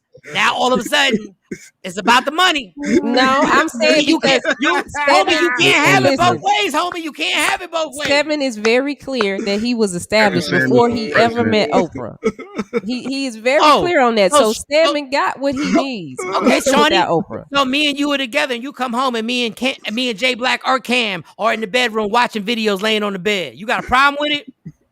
Y'all up under the covers together? No, we just on the bed. Popcorn in the middle. No, we just on the bed. We just on the bed. That's all we are. We on the well, bed. if like you just laying across the bed watching a movie, okay. Yeah, in your bedroom. You a lying ass. That's where the conversation starts. Because you a lying ass. Right well, yeah, in my bed, that's a problem. Yeah. Well, we gotta call what her. a bed I sleep in. Yeah. We gotta call. We're gonna save Shawnee. We gotta call her. We gotta call her. They ain't gotta answer that. Free Agent Radio, Media Room 360. Who's this? This is Dr. Kanisha. Good morning. Morning. We got a little feedback. I need to hear her clearly. So there's a little feedback. Just need to hear her clearly. Why ain't you come on the street? Why ain't you come on so I can see you? What's going on? Because I have that job where I like keep people alive. Shit, I am a doctor. Don't be bragging. Don't nobody care. Don't be bragging. Don't be bragging. I want to make sure. Hold on. I want to make sure we got you clear. Keep talking. I want to make sure there's no feedback. It might be your phone. Are you on speakerphone? No, I'm not on speakerphone. So let me find my headset. Yeah, because it's like feedback, like, and I want to hear. Yeah, because I already know. I know where I need to hear your words loud and clear. Because I already want to hear the contradictions come. Premeditated comments coming. Okay, is that better? All right, we're gonna try it. We're gonna try it. So go ahead, give us your comment. But I'm not trying to be a jerk. Just don't try and get too loud with it. And I know I got the nerve to talk. I'm calm. Yeah, just like that. Just like that. Just like that. Places with sunshiny faces. Good morning to you. All right, go ahead. Let's work this out. My only comment is that there's a big difference, and I think it's almost an insult to compare a Kevin Samuels to an Oprah. My only problem is people give him his platform and continue to call into him when he devalues people. He devalues women a lot, but he devalues people. And as a person in media, you have to respect Oprah's role in journalism, especially propelling a lot of Black women to have careers in broadcast journalism and in media that we never had before. So to compare the two is kind of disrespectful. Okay, so I want to put my thing in context because this is what life's about, putting things in context. You put up a comment about all his past failed marriages and his history of being raised by a single mom and having an absentee dad. Now, that has nothing to do with the quality of an interview. It has to do, okay, if we're going to do that, let's bring up the great Oprah's past, which was even more. Wait, let me finish. I did not interrupt you. Let me just finish this. There was nobody's life that was more dysfunctional than Oprah's, and she's told the story, and she is courageous in what she's accomplished through that. But when you try and make a point about somebody and you bring up what they went through in their past, then that means I get to bring up the past to anybody. You opened up the Pandora's box. Now, if we want to speak upon what he's doing, let's do it. There's no way I would ever put him in the same universe, galaxy as Oprah Winfrey. Never, ever in life. But when we start just bringing up people, well, the reason why he's bad or the reason why, these are the reasons, because he didn't have a dad. He was raised by a single mom. He had 2 failed marriages. Okay, well, now we're going to break down what Oprah went through and the fact that Oprah never even had the guts to even delve into a marriage. That's all I'm saying. What you're saying now is you can't disrespect what she's done in the business. There's nobody who's touching her. And I totally agree. I just want this comment from you. I have a question. Shawnee believes that Oprah didn't influence anybody on relationships. Nobody who watched her ever took Oprah's advice on relationships. I just want to know if you agree or disagree. I mean, I can't agree with absolute comments like that, like nobody. That's an absolute comment. But I think the majority of Oprah's influence had nothing to do with relationships. Her show didn't even have a lot to do with relationships. Do you want to know how many relationship? Wait, do you want to know how many relationship shows she had? Because I can Google it for you. I don't know the exact number anymore. Do you know how many relationships? Yeah, there was over 2,000. But she had an expert on to talk. It wasn't her. And she brought them on because she read the book and co-signed it, and that's why the book sold. Because Oprah co-signed it. But she co-signed the people that the experts, not her. I can't believe that y'all are sitting here saying people didn't listen to Oprah for relationship advice. Like, this is amazing. You know what? I'm gonna leave it at that. Y'all. Guys, I never took relationship advice from Oprah. Once again, I'm not saying you. I'm saying the 30 million people that watched her every day. Well, I mean, I can only speak from my purview. Okay, so can I go back to my original statement? Yes. My original question, and not, cherry picking what I said. My original statement is, why is he a subject matter? And my onus of that question was actually to the people that call into his show. Why are we calling into his show for advice? That's the onus of my question. And Doc, I 1,000% agree with you. But I had a meeting with somebody, and we had a talk. And the one thing I realized is that people are desperate to get answers, and they will take advice from anybody who thinks they have an answer. And this is society in general, and I'm not exempting myself from this, because do you know how many motivational books I've read with somebody that I have no idea what their credentials are, simply because I think this book might be able to help me?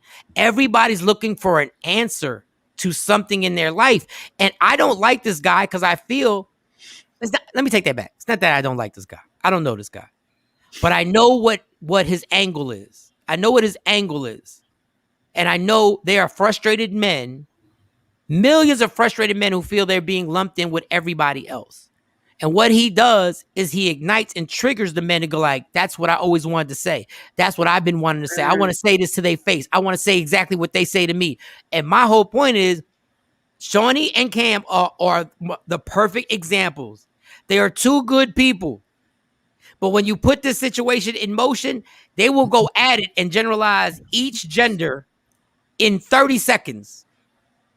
Because people are hurt and looking for answers. And Kevin Samuel is the ringleader. He's the ringleader who gets everybody kicked up, just like women do all the time. There are tons of women out there, and I've had them on shows and everything, who get it kicked up about every man is this and every man is that. Is the easiest thing. And I don't have an answer for it, because people are mad. Men and women are mad. And when they can get somebody to instigate their madness, they go in. And once again, that's why I don't walk my ass into a hair salon ever again. I never walk into a hair salon. Never. Because y'all be mad. Vicious. Wow.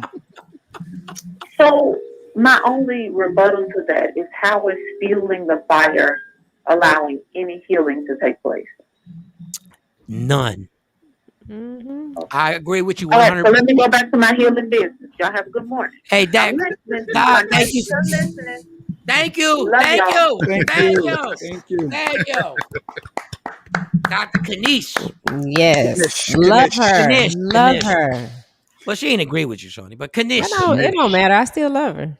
I want to go be an anesthesiologist after watching her Instagram. I don't know if I want her to put me to sleep. It depends on what terms we on. I don't know. It depends if we good. She get triggered quick. Triggered so fast. I want to make sure. All of us supposed to have a black doctor. Like, I don't know. Yes, we should. I do agree with that. I wish he was in Dallas. Yeah. I want to make sure that we're on good terms. Yeah. So yeah. So what was that comment? What was the comment? What Action said? Can't deny Oprah is not an influencer. You can't deny it. He's being funny. No, you can't deny Oprah is not an influencer. Like I'm not getting into it. She is an influencer, but we didn't look to her for love advice. There was other things that we went to her for, not love advice. She always had an expert on. And she always had an expert. questions. She had an expert for everything that she was giving advice every on. time. Dr. Phil, Every time, Dr. Phil, and the blah blah blah. every All the time she did it, spinoffs, all the there was a spinoffs. diet person that would come on. Mhm. Ivana Van, what's her name? Iyanla Vanzant. He wasn't giving. Yeah, her ass was giving love advice, and Oprah was co-signing her. She ain't never fixed a life in her life. She tried, but everybody got mad at her for being honest in a loving way. Would fix my life. Hold up, but that's Over a good the top. example. Ivana got some times when she was going at men crazy. And women too. Okay, but she was going at men crazy, and y'all was co-signing it. Y'all was Women co-signing too, that. though. She was telling women about their raggediness too. Okay. Back to the point. She had Ivana on there talking about love, and Oprah was co-signing. She had diet experts, and Oprah was co-signing. She had all types of experts, and that's what Oprah did, was co-sign. You gonna tell me that didn't influence people in love? Okay, she only influenced. She had that run, that historical run, because she just talked about diets.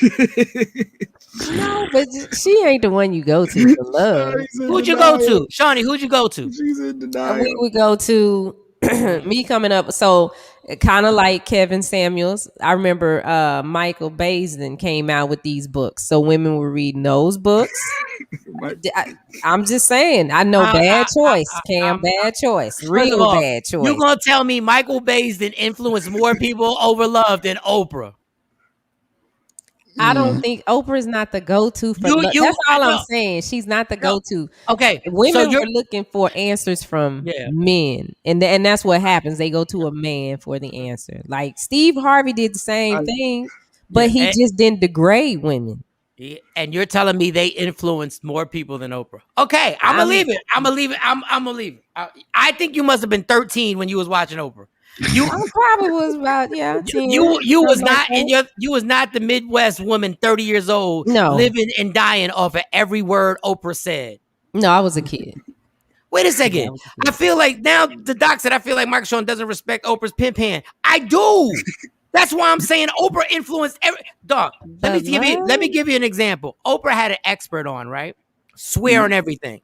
Oprah had an expert on that literally talked about how you should fold your money, and how you handle your money and how you fold it and how you put it in your wallet is how it shows your respect for money, and it helps you make money. I swear on everything.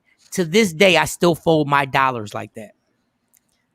But the expert influenced you, not Oprah. Shawnee, you're going to make me repeat myself again. Everything she had an expert. Yeah, and that cosign is real. Cosign is real. The cosign is real. The expert means nothing unless Oprah cosigns you. Okay. Nobody listens to the agreements. I agree. Shawnee, for Dr. Kanisha Hall, we co-signed her, and now you're saying, hey, we may want to do something with her. You said Bink may want her on the show. Right, because we co-signed. Yeah, they do. We co-signed though, not because you co-signed. And she was official, but she was dope. But if we didn't bring her to you to even see that co-sign, you wouldn't even have wanted her. If we wouldn't have saw her, on your show, then no, we wouldn't know about her. Oprah co-sign people, and it just puts it on forefront. If this person validates and rock with, is okay for you to do. Here's the example: if you are a love therapist and Oprah co-signs you, you're rich. And millions of people are now going to go to you. That cosign means everything. So we did go to her. We did go to her for, okay. I see what you're saying. Yeah, I see what you're saying. But she just not the person that we think of when we think. Like Doc said, that ain't the person I think of when if it's a woman I want to talk to about love. You can't even think of a woman. Y'all can't even think of a woman when I ask you. Y'all can't even think of one. Is good. I think Iyanla is good in helping you understand yourself and what you got to understand about you, so you can love somebody. And else. who co-signed her to Oprah get her Winfrey. Oprah Winfrey. The O. Big O. Thank you. Right, so shifting gears, can we talk fun? There's a big celebrity boxing match coming up. We got a guest in the waiting room. We should probably take a break and come back to him. All right. I'm so pissed. Y'all might have to take it. No. I'm not even. Whoa. I am not. I've done well in this conversation, y'all. I have not gotten pissed at all. Actually, now that you say it, you did great. I have not been pissed at all. I'm pissed because You're an excellent referee. You were an excellent referee. Yeah, I tried to keep everybody. Oh, yeah, you did a good I tried job. to be on both teams. I was bi-conversational. You was non-binary. I was non-binary. It was everything. I liked everybody's opinion. No, I'm pissed because I swear I don't have another Black and Mild. I swear I don't have a Black and Mild. And I didn't think about this. I'm drinking this coffee, and there's nothing like smoking a Black and Mild. And I've been chugging this coffee on some old. Oh, wait till I smoke this Black and Mild. And I looked at the box, and the box looks very empty. And I know there's not. Now I have to go to my car and hope that there's one in the sleeve of the door. And I don't have enough time to drive around the corner. I swear I would. If we had real commercial breaks, like the commercial breaks, like the radio station where they last like 7-8 minutes, I swear I go around to the gas station. Hold on, Kathy. What about the old fruitcake lady? I love her. She had great sexual advice and told exactly like it was. I think she passed by now. Kathy, I don't know what the you talking about. Dr. Ruth? Dr. Ruth? Is that the fruitcake lady? I don't know who the fruitcake is. Now, I used to watch Dr. Ruth. That little old lady would say some gangster stuff. I don't know how she got away with it. Listen, man, this is not me. This is what Dr. Ruth said live on the show. I don't know how she got away with saying this stuff. She said, if you're going to have anal sex, do not put it in the anal and then immediately put it in the vagina. That will cause infections and all types of stuff and diseases. She said this stuff like in the late 80s. She was on TV and I was a kid going, I didn't even know what anal sex was. If you are going to sodomize someone, you do not put it immediately. And when I got older, I said, well, she has a point. Like when I got older, I was like, yeah, you're right. You shouldn't go directly. Vaginal. Facts, Doc. Facts. I realized that the doc was right. You should wash off. Thank you, old lady. This old lady was 100% correct. But I was sitting there like, how is this old lady even know? Is she still getting ramped up? Is she still getting caught from the back door? Like, for real? Oh, my God. All right. Oh my God. Let's take a symbolic Black and Mild break because I don't really think there's any Black and Mild. All right, everybody on Instagram Live. We'll come back. Download Free Agent Radio and stop tripping. June 17th, Arlington Improv. It goes down. My comedy show, Rudy Rush, CJ Starr, Luscious Barbie, and my man Q. We got to have him on the show. We have Ryan Banks, who's part of a big promotion. More celebrity fighting's going on. Lamar Odom, NBA All-Star, is fighting Aaron Carter, pop star, and baby. That's not him. That's not him. Damn it, man. That's not his. They all run together for me. No, stop, Jay. Stop. Yeah, absolutely. Aaron Carter, not Justin. All right. It's Aaron Carter. Yeah. And Peter Gunn. You don't know none of his songs. Just it's cool. Yeah, it's all right. Aaron Carter. You don't get the name of Aaron Carter song. No, how could you know an Aaron Carter song? You don't even watch white movies. Like, you're against everything. Like, you don't try anything. Like, you're like, nah, I hate them. I hate them. I didn't say. All you know is Jay-Z. That's all you know. Jay-Z. That's Shawn Carter. That's all you know. Shawn Carter. All you know. We'll be back, right? We'll be back. All right, TakeOver Legends. We'll be back. Hey, yo, it's going to be a hot summer because we back at it, man.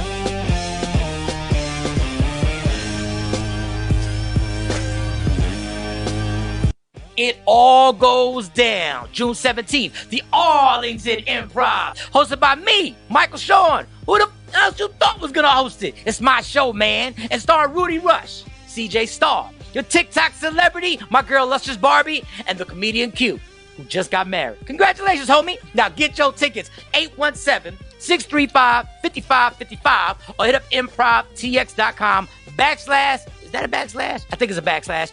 Arlington. Or it could be real simple in your life if you tap the link in my bio. June 17th, the Arlington Improv, the Laugh Out Loud Comedy Show is back. It's going to be a hot summer. And it's all powered by the Breakfast Brothers. Yeah!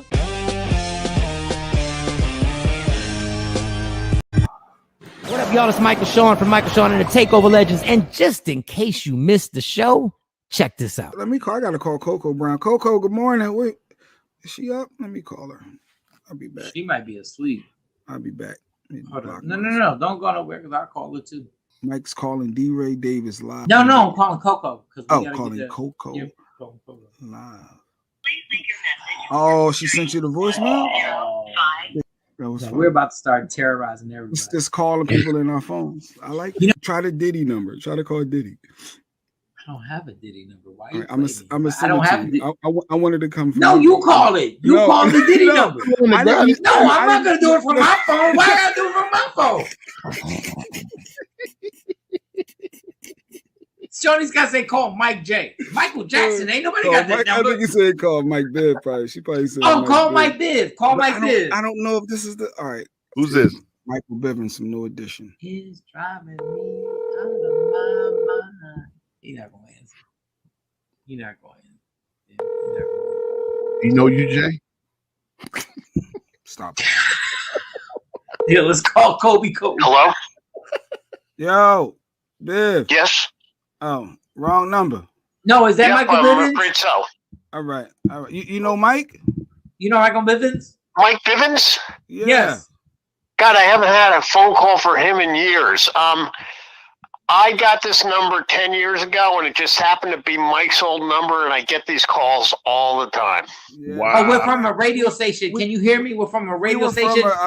We were good friends about 10 years ago, like you said, yeah. And I ain't got his new number. I figured let me try it. And you. I wish I had his number for you. But tell him I want concert tickets. My name is Tom. Wait, Tom. Are you a fan of Michael Bivens? Are you a fan? Can you hear? Are you a fan of Michael Bivens? I don't know his music at all. Oh, you don't know, but all right. But Tom, sorry to harass you this early in the morning, but No, I'm up and at him, so no problem. All right, Tom. All right. All right. Thanks, Thank Tom. you. Bye. All right, Tom. Do you see how happy he is about life when you're white? Do you see how happy? That's what I'm talking about. That's what I'm talking about. Yeah, that's exactly what I'm talking about right now. You call somebody black this early, they mad. What? They angry. No, I don't know that dude. I wish I had Mike's number. I'd give it to you right now. Michael Shawn and the TakeOver Legends. Your escape from reality. Right here on Free Agent Radio. What up, y'all? It's Michael Shawn from Michael Shawn and the TakeOver Legends. And just in case you missed the show, check this out. Rodney Perry.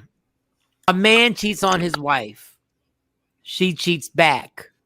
She gets pregnant. Who broke the family? Nice hat. Yo, your hat game is vicious. I wish my hat, like, it don't look right on me when I wear hats. But go ahead. Who broke the family? She did. Sonny hates that. Look at Sonny. That's what I love. I agree. See, when you a grown ass man, you ain't got to get into the whole explanation. He's like, she did. You want an explanation? I give you an explanation. Give me an explanation, Rodney. Give me an explanation. The short answer is she did, and I know women out there. Well, how come she can't? Well, you know, I know it. I just say, how come? If you let somebody skeet all up in our house, it's your fault. Not the skeet. Not the skeet. Tell all the girls shoot up the club. You can't let nobody shoot the club up. But he could have did the same thing, and the woman just didn't get pregnant. How we know he ain't? How we know he ain't raw dogging? How you know that? First of all, Miss Scott, okay. Miss Scott.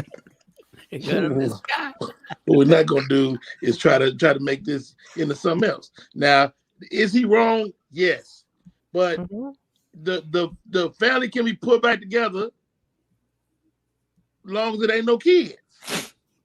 When the male ego is fragile, very, very fragile. So I don't care. Guys do this all the time. Women cheat, and then they go. So it don't even have to be a kid for a guy for it to be over. But absolutely. A kid make it even worse. Like a woman will accept your outside child, but I don't know 0 guys is going to accept an outside child from his wife. It's wrong, Miss Scott. It's wrong. I know. It's wrong. It's wrong. That's what I've been trying to say. It's wrong. It ain't fair. Not fair. I'm sorry, Miss Scott. That's like, you know what? I'm gonna take one for the team. It's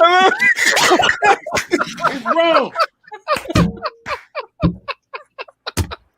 Michael Shawn and the TakeOver Legends. Your escape from reality. Right here on Free Agent Radio. Don't never stop if you want to be on top. Yeah. Tap in. Tap in. Michael Shawn and TakeOver Legends, Free Agent Radio. If you want to listen, download that app. If you're listening, you already did. Media Room 360. If you want to check us out on TV, so get to your streaming channels or your smart TV. Just put in Media Room 360 and we're good. It is 7:46 here in the DFW Central Standard Time, which means it's 8:46 over here on the East Coast, Eastern Standard Time. Wanted to be radio real quick.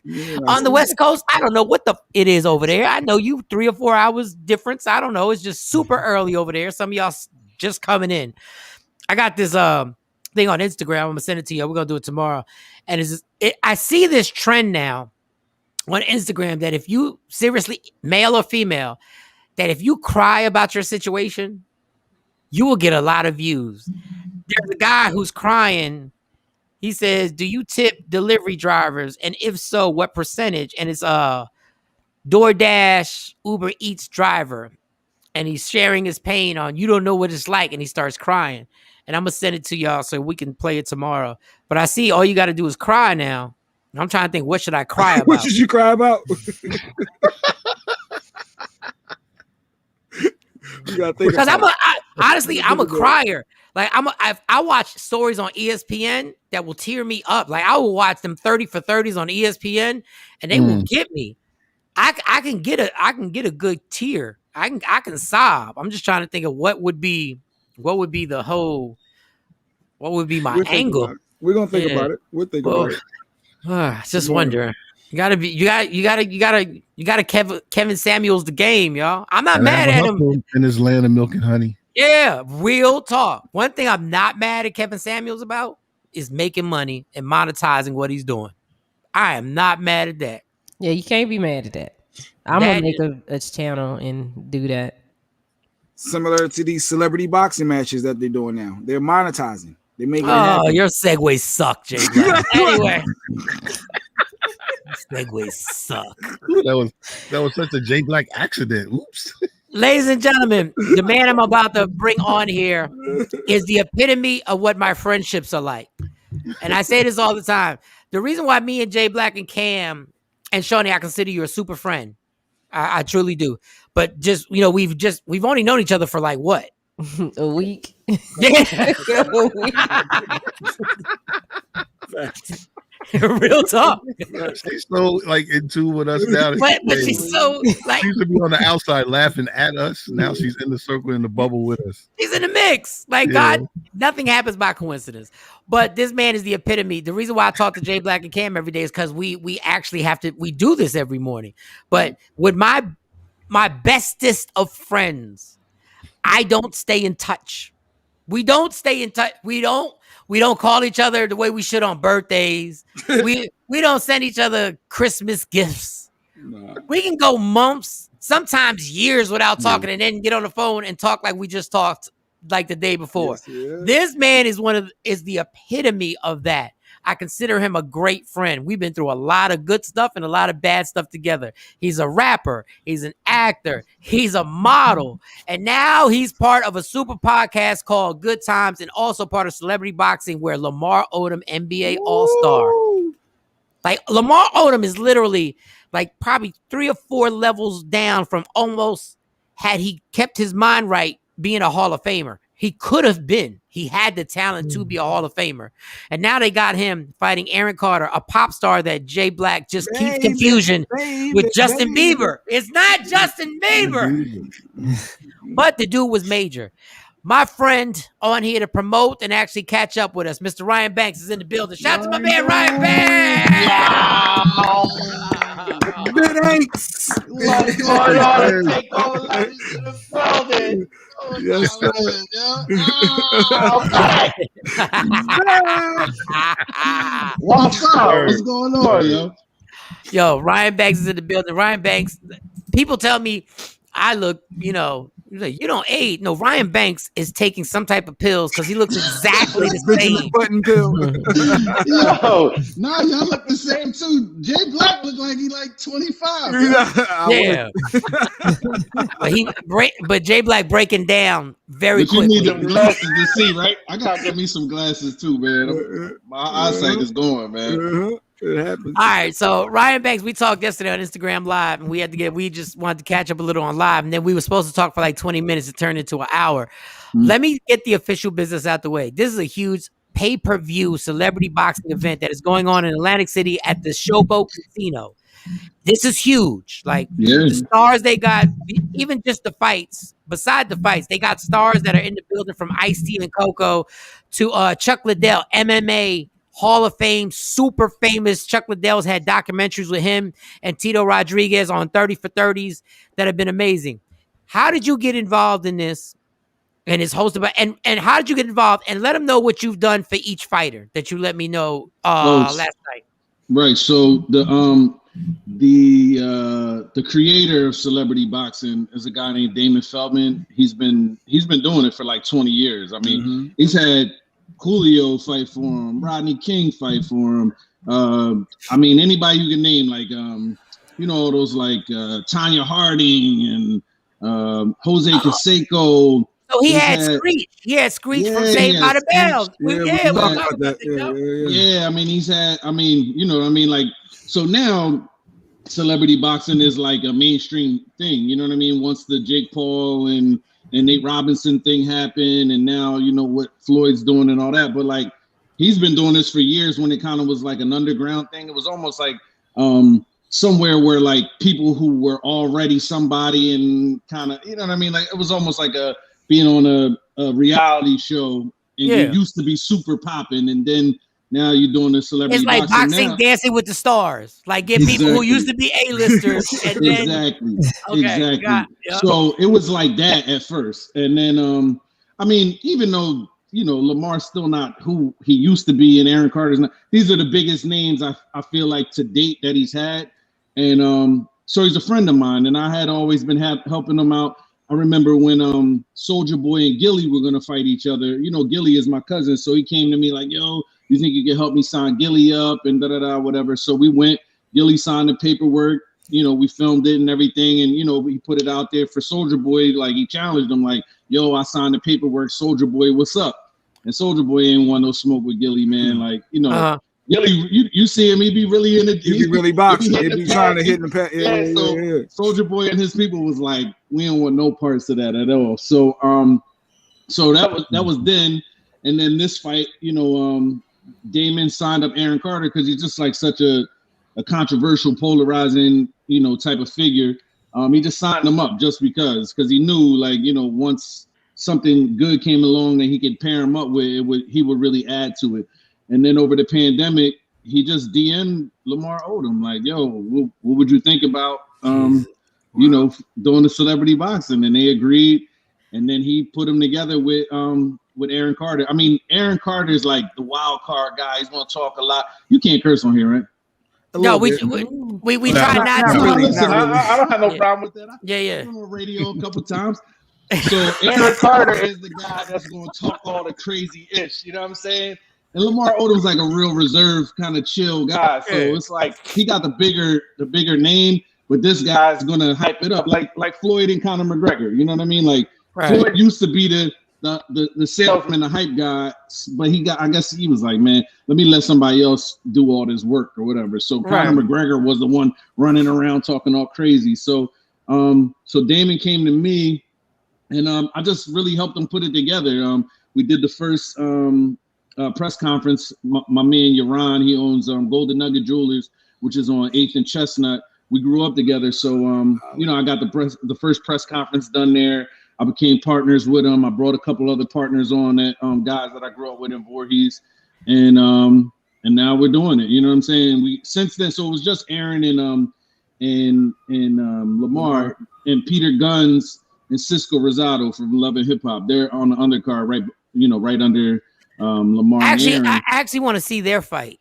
Yeah, no, I mean, because it's been like the whole time with that show, these two dudes been beefing. You know what I mean? Yeah. So a lot of people want to see that fight. So Rich Dollars, who is also on Love and Richie Hip Hop, Dollars. yeah, he's the referee of that fight. Now that would be dope if he got punched in the face by mistake. That would be dope too. That would be dope too. And he fell out. That would be crazy, right?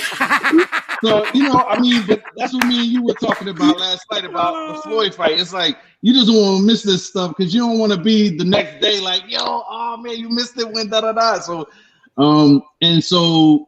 Chuck Liddell is the referee of the Aaron Carter Lamar Odom fight, and Ice-T is the ring announcer. He's the color commentator. Ice-T and Coco.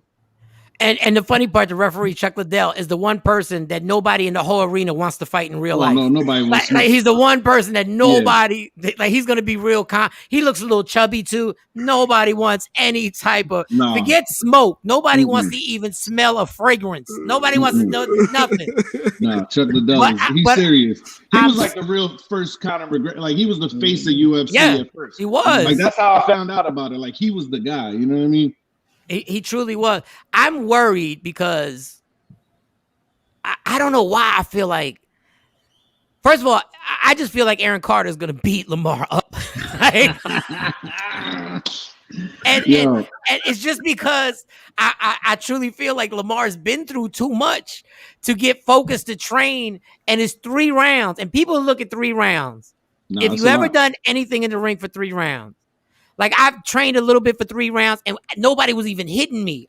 They just told me that I had to hit the mitts for 3 minutes of 3 rounds. Yeah. And then Lamar's so long and in the ring, pause, and awkward. So he got the jab. He has the reach. He has the jab. Yeah, but that jab is going to be so lazy. It's going to be Jesus, man. I hope he doesn't catch the Nate Robinson. I just hope. Because if this dude, go ahead. That's to our favor also because, it's a lot of people that saw that. And, I feel like and I had conversations of people like, what? Nate Robinson is a real athlete. There's no way he's going to lose. Da, da, da, da, da. Then he got laid out. So it's like, it's people want to watch our fight to see if it's going to happen again. You know what I mean? And I mean, anything can happen, man. I mean, I've seen both of them, work out and, I mean, I can't really call it, man. I would say in my brain, like Lamar Odom should win. You know what I mean? But and I have to do this, Ryan, because I know you're promoting, but I have to do the radio show the way we do a radio show. I have a funny feeling there was no drug testing for this fight. I have a funny feeling there was no drug testing that went on. No regulations. Listen, I'm not speaking on it. I don't know what you're talking about. Yeah. Please say next question. This dude, Mike, man. He tried to set me up. But legit question though. How can, if I want to watch it on my TV, it's going to be on TV. Like, how can I watch pay-per-view anywhere? So the same way that you, I mean, you might have bootlegged the Floyd John. I don't know. But if you legitimately watch pay-per-view anywhere that you can really watch pay-per-view, you can watch it. If you don't have Verizon or Comcast or whatever, you can watch it on fighttv.com. It's an app, Fight TV, FITE TV. Yo, Jay Black is so cheap. This is a true story, right? I didn't pay for the Floyd fight, even though I paid for everything, but I went somewhere to watch it. And Jay Black texted me. He said, yo, I got the link. I'm watching it. The only thing is it's in Spanish. What? No way. There's no way. So my homies asked me to come to the strip club out here, and they didn't have no commentation. Like you only hear music. You can't hear them talking. I'm like, it's no way. If I can't hear what they saying about like, I really like it. You know what I mean? I'm really into boxing. It's so am I. I can't hear nobody speaking Spanish. I am too, right? But to say $50, I don't know. To say $50, I called Mike. I said, Mike, tell me what he's saying. Mike, you got a color translator. The Jay Black once bootlegged the fight. The commentators were all speaking in sign language. I'm like, you gotta enough is enough, dog. You're like, no. What? Wait, you said Fight TV one more time for the app, just so I Fight TV, fighttv.com. Fighttv.com is the app. All right. Have they made the purses? Or just a straight Fight TV app? My bad, pardon me. Fight TV app. And we'll make sure it scrolls up. Have they made the purses that each person is making? Have they made that public yet on what Lamar's making? And because a lot of people don't know, Nate Robinson got knocked out, but he got knocked out for close to $700,000. Yeah. And I'll take a knockout. They're gonna eat. I mean, it's not public yet though. So it'll probably be like after the fight. So they're going in there. They did the weigh-in. I saw you guys did a press conference and the whole nine.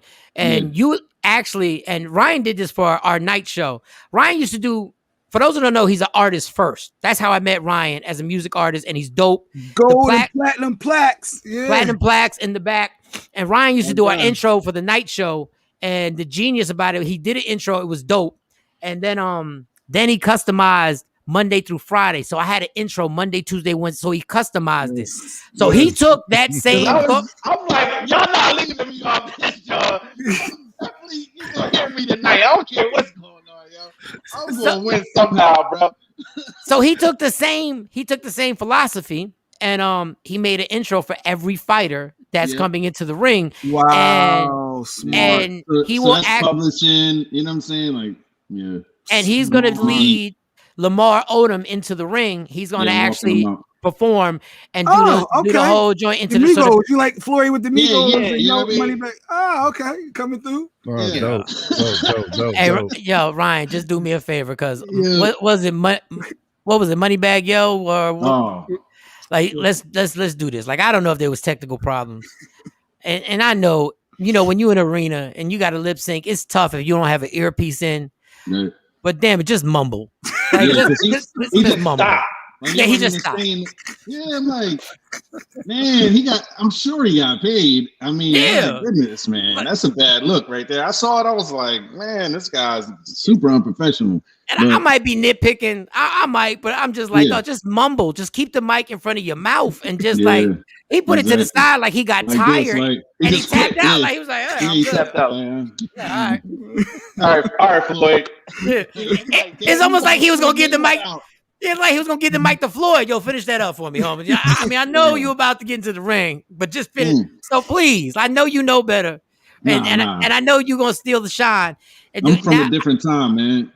Yeah, you had to, and so Ryan, make sure you get the pay-per-view. Lamar Odom, Aaron Carter, get the pay-per-view. Listen, I'm gonna get it simply because I'm not doing nothing Friday, and now I know you're coming and you're doing the intro. So now I'm obligated. How much is it? Though? I think I want to support Ryan because he's my guy. It's only $30, man. No, don't say no. I think I'm gonna do it for you. I think I'm gonna do it for you. I got to I gotta support the team. You can do it. You say 50. Come on, man. TakeOver Legends for life, man. That's why I got it. Come on, man. Done. Man. Yeah, but Ryan, you gotta understand. Don't ever use the word "only" in front of any dollar amount when you're talking to Jay Black. Never put the word "only" because there is no only. Like we used to go to this bar. Me and Ryan were talking about it. We used to go to this hotel bar called the Comfort Inn. It was in Philadelphia on Delaware Ave. I was never there. I don't know what you're talking about. No, you were at the bar. No, the bar. Oh, yeah, the bar. Yeah, no. I came to the bar once or twice. I don't know nothing else. If you go past the lobby, I don't know nothing else about what you talking about. You might want to, you know what I'm saying? But continue. I want to see where this is going. Ryan, are you talking into a mic or talking into your laptop? I'm talking to my laptop. Okay, just make sure, watch your volume because you're breaking up a little bit. So but you're good just like that. So, I'm getting too hype, man. Yeah, because I ain't seen y'all guys in a minute, man. I miss y'all, man. So let me tell you how cheap Jay Black is. So we go to this bar at the Comfort Inn. It just happened to be a bar in the lobby. That's where everybody stayed, in the lobby. So he's so damn cheap. I would literally, as dumb as I was, I didn't care. I was like, listen, just put everybody on my tab. Just let's go, because we're going to the club after this, and we're gonna do our thing. This fool Jay Black, and I don't know if Ryan was even paid attention. This fool Jay Black literally would bring alcohol in his pocket,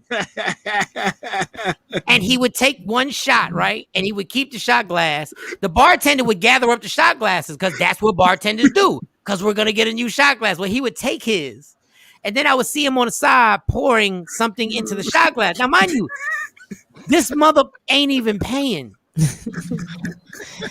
And I said, Jay, I said, what are you doing? He said, nah, I'm just trying, I brought the liquor with me, So I said, Jay, but you're not paying. Like, were you trying to get free? Like, you want free? Like, they don't get no more free than this. So when you talk about money, dog, this dude would do some unthug things. This dude could have 5 guns on him and a book of coupons. Like, how do you have... Like, that is so unthug. All right. Refocus. Back to Ryan and Shawn. I got a homie like that too. He bring little airplane bottles in the club in his pocket, yo. Exactly. Now, airplane bottles are the truth. Now, airplane bottles are just good. When I was drinking airplane bottles, it's made it convenient to drink in places you weren't supposed to drink, like at funerals. Bro, he have a pocket of what's that with the apple, Crown Apple, bro? He'd be having a pocket full of Crown. He'd be like, "You want one?" I'm like, "Nah, bro, I'm good. Go get mine from the bar." Yo. So me and Ryan, Jay Black, Big Rob, never talked to Hood again. Rest in peace, Sugar Bear. What about Fearless? He beat Shazam. No, I know. He's Dr. Aaron Smith now. You know, he's a professor at Temple. He's a professor. He beat Shazam, bro. Yes. Him and his brother. I love that show. I just was watching it like, I'm with my lady, like, yo, I know him. Right, like, I mean, yeah. No, I'm like, I know him. This guy, yo. So this is at the beginning, and I'm just watching. Yo, he won. He went all the way through the show. They won all. Like, yo. Bro. No, it was amazing. It was amazing, bro. I was so proud. I was so happy, yo. Oh man, I couldn't believe it. I was jumping around like, yo, he won. So for those who don't know, crazy. That TV show, Jamie Foxx was hosting Shazam, and they would play music and answer questions, trivia about the artist, and if you know the artist, and it'd be all types of different types of music. But I had to bring, because Phil is not, Dr. Smith is not a braggadocious type of person. Like, he's not bragging, but I had to make sure, just in case he was, I was like, dog, you got to understand, on the show, there are 2 people that go on. They're a team. And I had to tell him, yo, you was riding the coattails of your brother. Your brother's amazing, dog. Your brother knew country songs from 1978, and you was just co-signing saying God verses. Like, listen, God got us. But if you're on the team with Kobe, man, you're still on the team, man. Yeah, Dr. Smith definitely was Rick Fox. I'm playing. I'm playing. I'm playing. No, Dr. Smith is super. So we used to hang out. So we did a night show. It was Michael Shawn and the TakeOver Legends. Hence, that's what we call it now. We would do a night show Monday through Friday. It was in Philadelphia. The streets was on fire. We was running crazy. And I told yesterday on Instagram Live, I let people know, the person who taught me how to use my leverage of being even a comedian or a radio personality was Ryan Banks. So Ryan was like, he's anti a lot of stuff, but the one thing he's anti is I will not stand in line at any club. I'm not a line stander. I'm somebody, dog. I don't wait in them. Like, I get up to the club like, no, yo, it's me, dog. Shit. Ryan had so we can't get into a certain story exactly how we met. We can't get into that, but we met, right? So and we connected for whatever reason. We just liked having fun. So he becomes part of the team.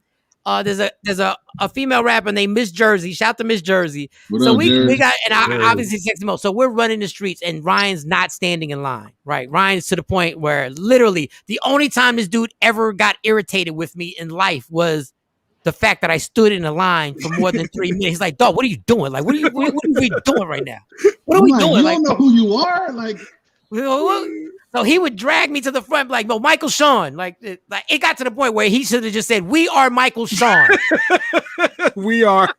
I was managing you. Me and Joe Black was managing you. You just say no. I wasn't getting no cut or nothing, but I was getting the full ride scholarship. You know what I mean?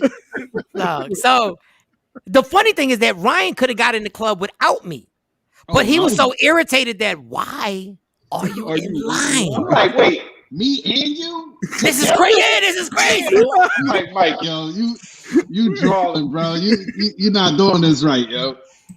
So once I got the hang of things, we went from parking the car in the parking lot to I was parking on the sidewalk in front of the club. Now it's just too much. Now I'm just like, there you go. See, that's how you flex your muscle. You know what I mean? Now I'm saying my name for no reason, ordering Domino's. Like when I'm ordering Domino's, I'm saying, yo, it's Michael Shawn. Like, yo, I'm like, yo, say the catchphrase. They like, oh, it is you. So Ryan is grinding in Philly. Everybody knows him in Philly. This guy is connected with Black Thought. Anybody in Philly that came through, Most Def, Common. So let me fast forward before I get to a story. So Ryan tells me there's a time when Little John and the East Side Boys are at a club that we go to called Fluid. And they're trying to get in touch with Ryan because they need some weed. Like Ryan was a connect. Like the one time when allegedly. Well, it's legal. It's legal. Relax. It's legal. I didn't say he got him the statute of limitations. Yeah, it is a statute. I don't know. You know what I mean? I don't read the law books. You know what I mean? And the funny thing, just to play it safe, I changed it what the drug really was that he wanted, and I thought it would be safe. But oh wow! So Little John was looking for a good time. He was looking for something to stimulate his mind. Go ahead. So he's like, "Where is the heroin at?" And I was like, "Well, we gotta go." Oh man! I'm playing. What? Exactly. Okay. But this is what he was actually with the East Side Boys at Fluid, yo. He's with the East Side Boys. So okay, so Ryan is looking out. Like they're blowing up his phone, he looks out. So years later, please tell the story how all of a sudden Little John gets slick with you on Instagram. Oh. So you know, I started doing like rapping on EDM music, right? Right. And Lil John, he on the internet, he puts like these stems for a song out for like EDM DJs to remix the song, right? So one of my homies sends it to me like, yo, this will be dope.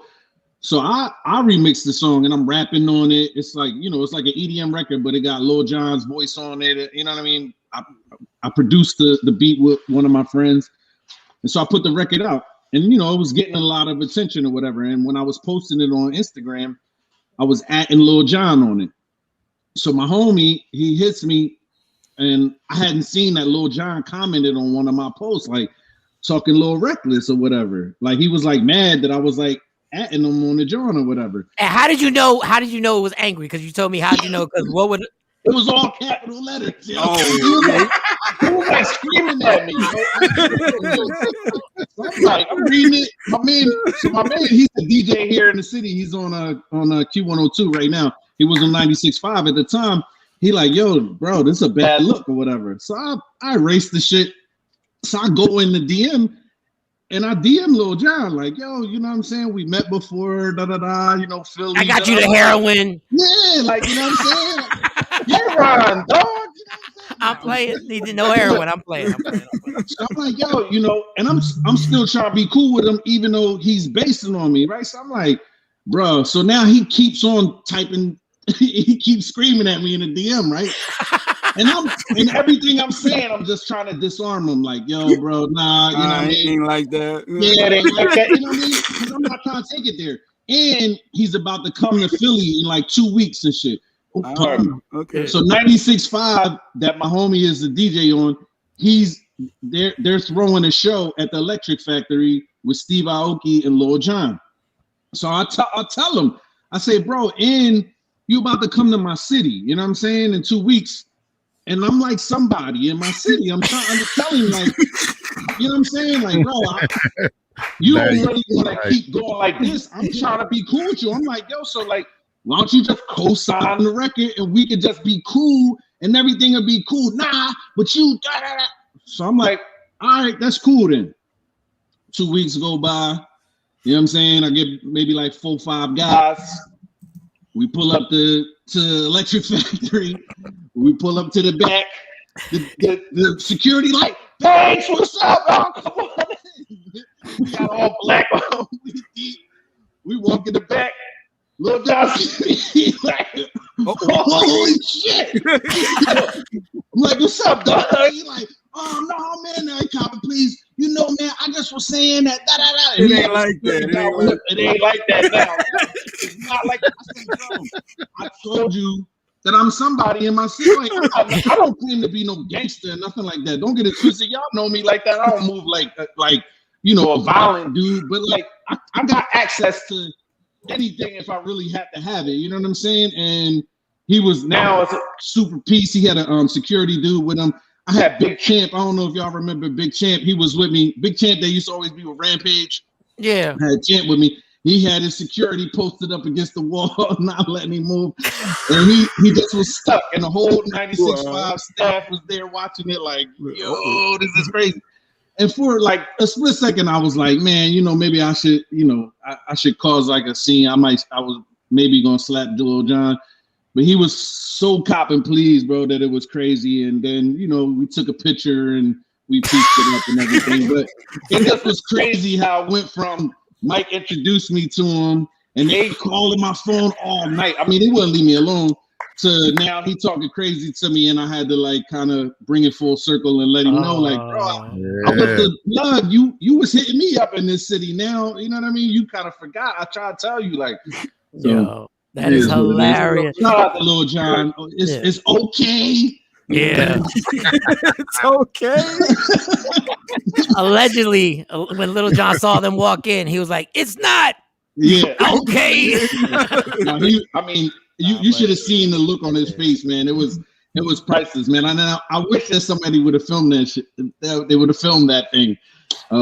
It would have been something cool to show, you know. All right, so once again, let's promote Lamar Odom, Aaron Carter, Celebrity Boxing is going on this Friday. You can get it on all pay-per-views, and Fight TV is the app that you can actually you can use if you want to do that. But it's everywhere. It's everywhere. Just look for it, and you can make it happen. You can watch it. My man Ryan Banks, Ice-T is going to be there. It says Shaq is going to be in the building. Shaq. Ice-T, Wendy Williams going to be there. Deb Antony from Love and Hip Hop is going to be there. Waka Flocka's mom. I mean, it's going to be star-studded, man. I mean, it's people that I don't even know probably that's going to be there. It's going to be lit, man. I'm telling you, like, if you're around, you should come through. It's going to be an eventful evening, and it's going to be a lot going on. So actually tonight at the Showboat in Atlantic City is a press conference we're having for Lamar and Aaron. Then tomorrow night is the weigh-ins, and then Friday is the actual event. And there's going to be more to come. They've already got something scheduled. Oh, We can't say that October is going to be in Miami. Yeah. And I plan. There's no reason why I just did bad planning, because there's no reason why I'm not in Atlantic City, Jay and Cam, and we're not there Friday. There's really it's unexcusable. Like, I mean, I know y'all knew about it. Yeah, right. Look, maybe me and Cam can make it. Look. Yeah, we got to make that run. Yeah. It ain't that far. Man, on the flight, man. You got a double thing. Come see your kids and kick it with us, man. I should have. Yeah, why didn't it don't make no It's just dumb. It's dumb. That's why we're horrible friends. That's why we're horrible friends. Like, no, but the best of. We're the best. But Ryan be keeping secrets. I remember I was watching TV one time, VH1. Remember My Wives was on every week. I'm like, wait, Ryan Banks is on My Wives. What is he doing on TV? So Ryan don't be telling us nothing. You know how to move, yo. I ain't waiting in line, yo. No. Let me just tell y'all something, and I'm not gonna get deep into this because I don't know what Ryan's situation is. I'm not gonna get.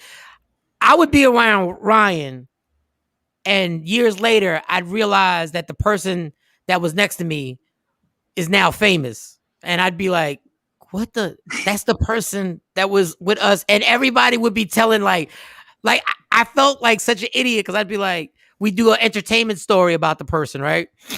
And I'd sit there and be like, that's the B that was at the. I made some stars, man. I have. It was some stars, and I'm not gonna be the person to put it in there. It was stars. No, for real, like majors. And I was like, wow. I said, this is super. Like, I remember realizing a plot to set up to basically get at a famous rapper, and the person did it. They made it happen. So that's what I'm gonna say with that. I shouldn't have even brought it up. Okay, listen. I don't care. Listen. Moving on. Look. All right, it was Amber Rose. It was Amber Rose. Damn it, it was Amber Rose. It was Amber Rose. That's all I'm saying. And that's why I'm gonna leave it at that. It was just Amber Rose. And I was like, and then I'm out here in Texas and they don't believe. I'm like, y'all don't know, like, yeah, before this whole she had hair. She had hair. Yeah. But, it was a lot of fun. So the craziness is that, all right, I'm gonna tell this one story. This is the funniest story ever. And I took an L in this story. So I was in trouble in Philly, right? I was in super trouble. There was people that didn't like me, and they were super. It was all hectic and crazy, and I wasn't built for the weight and everything like that. But the people that were around me, like, I'm around you, so it's whatever. Like, we here, Mike. We here. So Ryan has a video shoot, and these big wigs in the city. We had a video shoot, and I know the person who made the phone call. And they said, we were at this incredible video shoot. It was so much fun, right? We're at this video shoot at this club on Delaware Ave. Everything's going good. I'm doing shots, and now they bring the champagne bottles out. One thing I'm not good with champagne. If I'm doing shots and I do champagne, now I'm goofy for real. So I'm just goofy records. We all in the video shoot, and we're outside, and they're doing a cipher. So they're rhyming. We're having a good time. And the biggest dude that I've ever seen in my life, right, is coming around, and I can see him out the side of my eye. And all of a sudden I realized I forgot there are people looking for me in Philadelphia, right? That was such a weak situation, man. You did not deserve none of that, yo. Like, no, none of it at all. But when I saw it, I said, oh, and all of a sudden I sobered up a little. And the dude said, he grabbed me and said, let me talk to you. And Ryan Banks saved my life with just saying like 3 or 4 words. All he said was, yo, that's Michael Shawn. And all I needed was those words to go, pew. Like, I don't know. He took a swing and I ducked. But everybody else was acting like they was, I'm like, nah, yo, this not going down right now. Not my homie, yo. Like, this is going to be whatever. Then you was super hot and I was riding around with you like, I don't care, bro. It's going to happen to us. You was on fire for a second, bro. And then the crazy part is that we had to go to the club that night. Yeah. I know, and we went, and we was like, and we went to the club, like, it was whatever it's gonna be is what it's gonna be, bro. I'm not even. But my homie was like, Banks, man, you know, that's like, cause I was sticking up. I'm like, yo, nah, I'm with this whatever. And my homie was like, Banks, I'm telling you, bro, this is not a situation you gotta get in the middle of.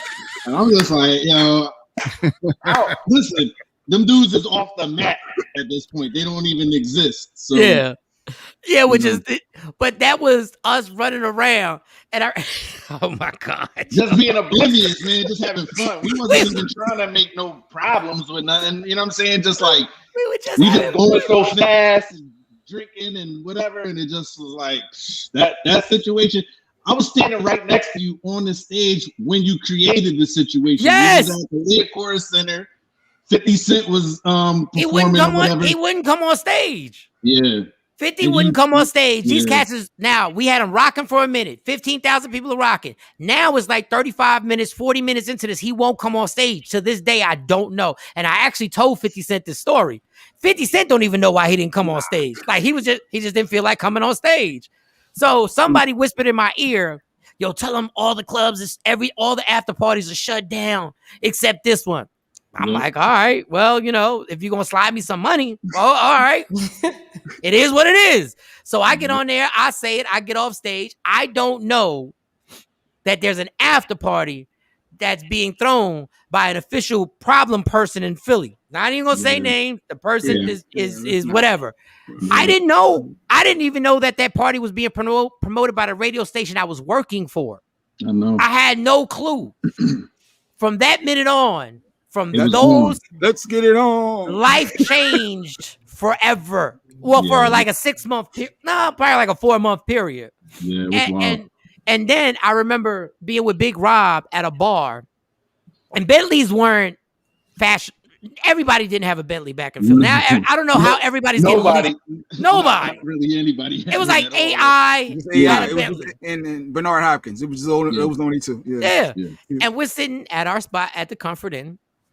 We're at the bar, and a Bentley of that color pulls up to the Comfort. First of all, why is there a Bentley at the Comfort Inn? There shouldn't be any Bentleys at the Comfort Inn.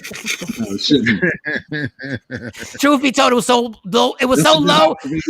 Yeah, like the hottest car in that parking lot was my car. That shouldn't be. You should.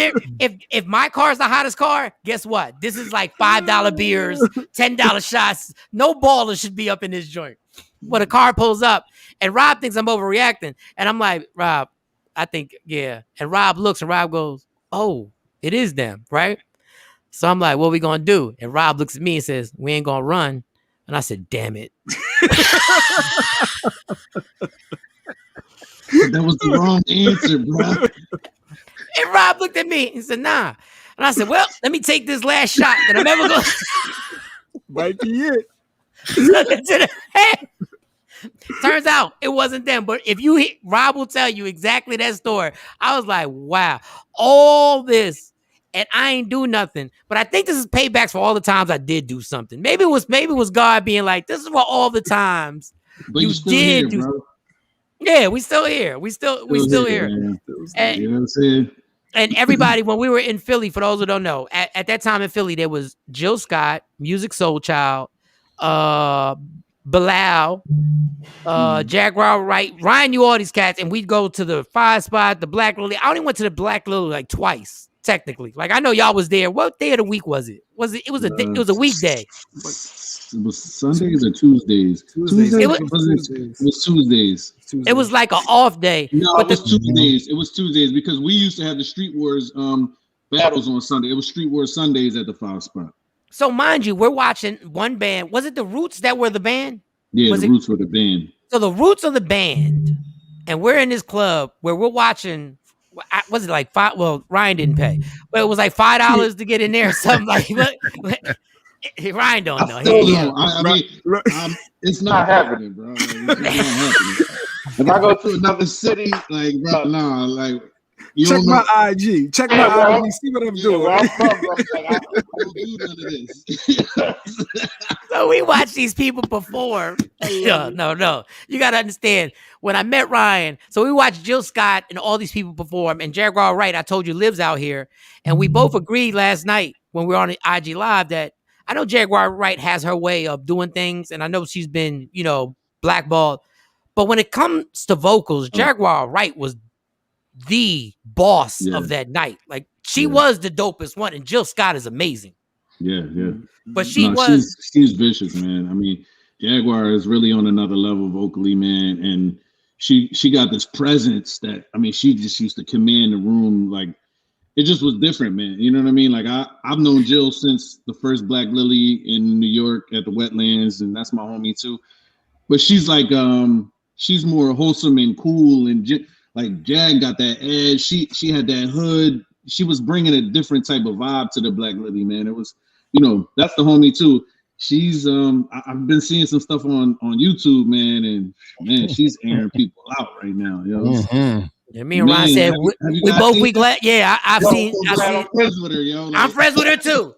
Yo. Thank you, Miss Wright. I'm friends with her. Miss Wright. Jag, we love you over here, Jag.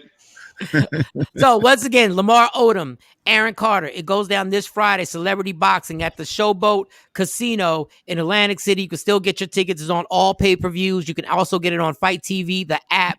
You can get that and you can watch the fight. Peter Guns and what's the other's name? I always mess up the other guy. Peter Guns and Cisco Rosado. I don't know how Rich Dollar became the ref, but that's hilarious. That is so damn funny. That that's Rich worth Dollar. It right there. Yeah. That is hilarious. And Ryan is bringing out Lamar. Ryan is performing a song to bring out. Is playing the whole night. So I got a song for Peter Guns to walk out. A song for Cisco Rosado, a song for Aaron Carter, you know what I'm saying? Every person that's on the card. The dude wide neck that got the crazy neck like this. That's on social media. That's ridiculous. Yeah. He's fighting on the card. I got a joint for him. Like every person that comes up. So I'm gonna give one more. I just try and paint the picture of the people I hung out with. All right. So it's Ryan, and I tell you the whole crew. Now, this is the thing about Ryan. Ryan would disappear. This is where I learned this rule, and this is why I don't understand. Like, I heard these two young boys at a club one time, Ryan, and I saw this whole dynamic, right? He was talking to this chick, and I could tell the chick was like, let's go. And I heard him say, hold up, let me see what's going on with my boys. And I was offended because I was like, why are you worried about what your boys is like? So I got this because Ryan Banks was the king of disappearing, and you couldn't worry about him. You never worried about whether, like, all I know, it was like poof, and I ain't see him again till Tuesday. I was doing something fun and spectacular. It was never a negative. It was never a bad situation. It was we know he all right. We know he's gonna be all right. Yes. We're here the story. We're catching. It'd be some strange situation. It'd be on. He's not waiting in line. So this is the thing, Ryan. Oh man, I'm gonna tell a slight part of this. So Ryan had dreads, right? Ryan had dreads, and I was throwing a bachelor party for Cam. I can't get into all the particulars. So I got about 12 guys, and everybody threw in $100, right? So everybody threw in money. I got this whole crew. We got limos, we got cars, and I got a room at this fancy hotel. And for some reason, I believed that we were going to change clothes, and I was going to bring all these people into the hotel, right? This is not the Comfort Inn, right? So when we get there, I got like a mob, and they're like, whoa, where are you going? I said, we're going up to my room. We're going to change. They said, you can't bring all these people. So I started yelling out racial discrimination. I started doing all types of stuff. So Ryan Banks, right? He's got dreads. He says, yo, telling you with Eric Benet. Did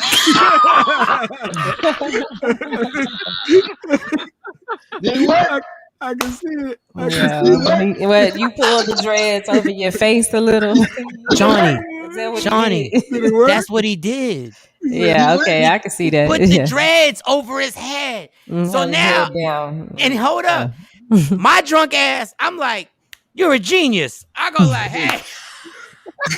I can't put now the room's in my name. I'm like, look, I'm with Eric Benet, and they look, and there's a black girl in the back, and she stops. He's like, huh? And Ryan's swinging the dreads just a little bit.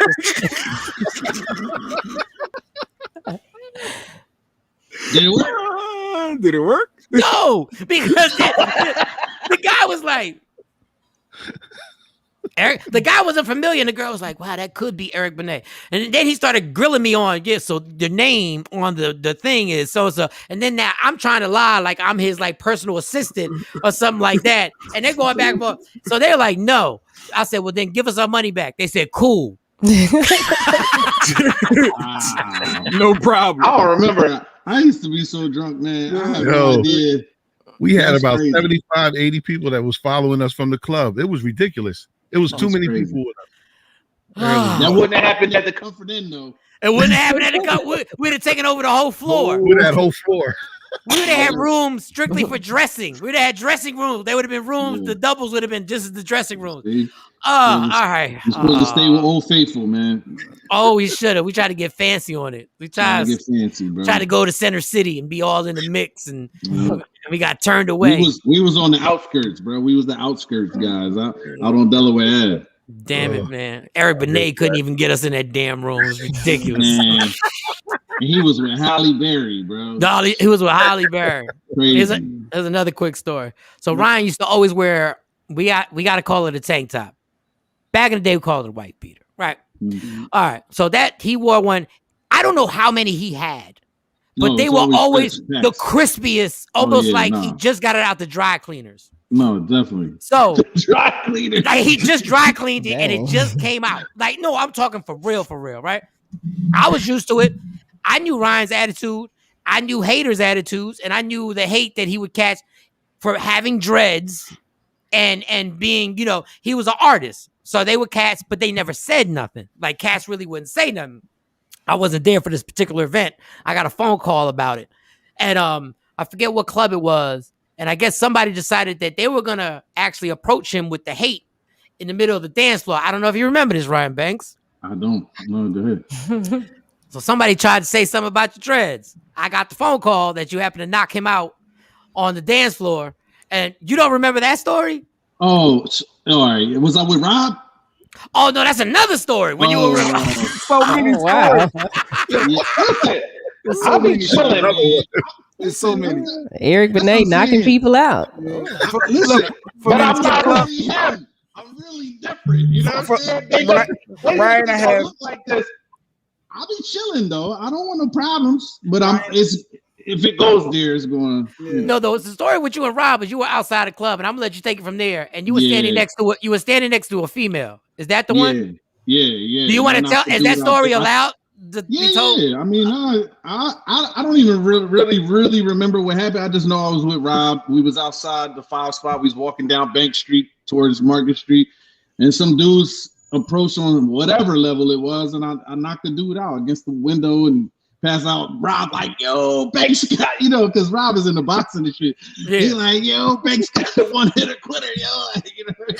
It just is great. I mean, man, it's so many stories like that. I heard that wasn't the only punch that was received by that individual, but we're just gonna.